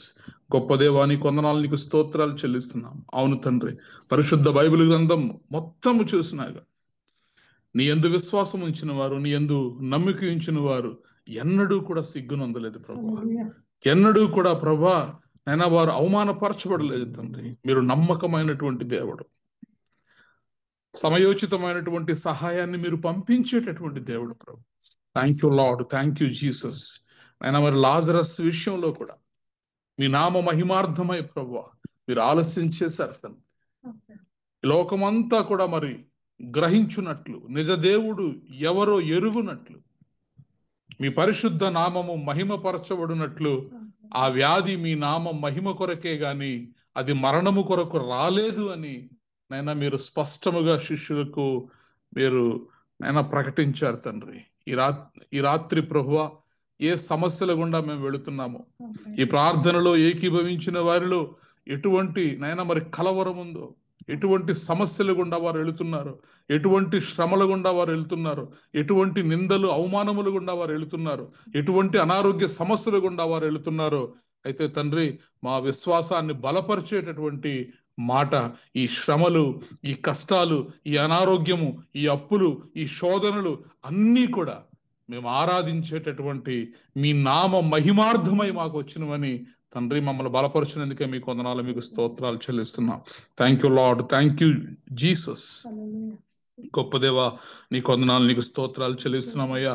మేమేదో పాపం చేశామనో లేకపోతే నైనా మరి మేము క్షపించబడ్డామనో కాదు, కానీ మా జీవితాల్లో వచ్చేటటువంటి ప్రతి శ్రమ కూడా మా విశ్వాసమునకు ఒక పరీక్ష అని మాకు తెలియజేసినందుకే మీకు వందనాలు, మీకు స్తోత్రాలు చెల్లిస్తున్నాం. శోధనను సహించువాడు ధన్యుడు, అట్టివాడు జీవ కిరీటమును పొందుకుంటాడని మీ వాక్యము సెలవిస్తుంది. అవును ప్రభువా, మరి ఆయన శోధనను సహించినటువంటి ప్రతి ఒక్కరూ కూడా బైబిల్ గ్రంథంలో దేవా మరి లిఖించబడ్డారు, ఈరోజు కొనియాడబడుతున్నారు, అనేకులకు మాదిరికరంగా ఉంచబడ్డారు. నేను షడ్రక్ మెషక అబేద్నెగోలు శోధనకు సహించుకున్నప్పుడు వారి కోసం మీరు దిగి వచ్చారు ప్రభు. దానియేలు కోసం మీరు దిగి వచ్చారు తండ్రి. యోబు కోసం మీరు దిగి వచ్చారు యేసయ్య. లాజరు కోసం మీరే నైనా మరి స్వయంగా అక్కడికి నడిచి వచ్చారు ప్రభు. Thank you Lord, thank you Jesus. ఈరోజు ఈ రాత్రి ప్రభు మీ చేతి స్పర్శను మేము అనుభవించడానికి, అయినా మీ యొక్క సమాధానాన్ని మేము అనుభవించడానికి, మా జీవితాల్లో ప్రభువా మీ యొక్క కృపను మేము సమృద్ధిగా పొందుకోవడానికి మీ సహాయం దయచేయండి తండ్రి. మీకు వందనాలు, మీకు స్తోత్రాలు చెల్లిస్తున్నాం. ఆర్థికంగా ప్రభువా ఇబ్బందుల్లో ఉన్న వారికి సహాయం దయచేయండి. ఎందరైతే యేసు అని ప్రభువా నిన్ను పిలుస్తూ నీ వైపు చూస్తూ నిన్ను వెతుకుతున్నారో ప్రభువా వారందరికీ కూడా మీ సహాయం దయచేసి మీ కృప దయచేయండి తండ్రి. అయినా వారికి వచ్చినటువంటి శ్రమలు శోధనలు ఇవన్నీ కూడా తాత్కాలికమని, అవన్నీ కూడా మీ మహిమ కొరకే వచ్చినవని ప్రభు మేము గుర్తెరగడానికి సహాయం దయచేయండి నైనా. మరి నిరీక్షణ కలిగి, సహనము కలిగి, ఓర్పు కలిగి ప్రభువా మేము ఉండడానికి మీ కృప దయచేయమని, మీ సహాయం దయచేయమని, ఈ మాటలు వింటున్న ప్రతి ఒక్క వ్యక్తి జీవితంలో మీ గొప్ప కార్యాలు జరిగించమని, వ్యక్తిగతంగా ప్రతి ఒక్కరిని కూడా మీరు తాకమని దేవా, మీ పరిశుద్ధ సన్నిధిని అనుభవించే కృప ప్రతి ఒక్కరికి దయచేయమని యేసుక్రీస్తు ప్రభు వారి యొక్క అతి శ్రేష్టమైన నామములో ప్రార్థించి బ్రతిమలాడి పొంది ఉన్నాము తండ్రి, ఆమేన్. ప్రభువు నేర్పిన ప్రార్థన. పరలోకమందున్న మా తండ్రి, నీ నామము పరిశుద్ధపరచబడును గాక, నీ రాజ్యము వచ్చును గాక, నీ చిత్తము పరలోకమందు నెరవేరునట్లు భూమి యందు నెరవేరును గాక. మాకు కావలసిన ఆహారం మాకు దయచేయము, మరణస్తులను మేము క్షమించిన ప్రకారము మరణములను క్షమించుము, మమ్మల్ని శోధంలోకి తేక కీడు నుండి తప్పించుము. ఎందుకనగా రాజ్యము, బలము, మహిమ నిరంతరం నీవే ఉన్నావు తండ్రి, ఆమేన్. ఇప్పుడు మన పరమ తండ్రి అయిన దేవుని ప్రేమయు, కుమారుడైన యేసుక్రీస్తు కృపయు, పరిశుద్ధాత్మ యొక్క నిత్య అన్యోన్య సహవాసము సదాకాలము మనకు, ప్రార్థన చేయబడిన అంశములకు, ఈ ఆరాధనలో పాల్గొన్న ప్రతి కుటుంబమునకు, తెహిల సంఘమునకు, విత్తబడినటువంటి వాక్యమునకు, భారతదేశం యొక్క క్షేమమునకు, యెరూషలేము యొక్క క్షేమమునకు, యూట్యూబ్లో చూస్తున్న వారికి సదాకాలము దేవుడు తోడేయుండి నడిపించును గాక, ఆమేన్. ఆశీర్వాదములు తీసుకుందాం. యెహోవా నిన్ను ఆశీర్వదించు, నిన్ను కాపాడును గాక. యెహోవా నీకు తన సన్నిధిని ప్రకాశింపజేసి నిన్ను కరుణించును గాక.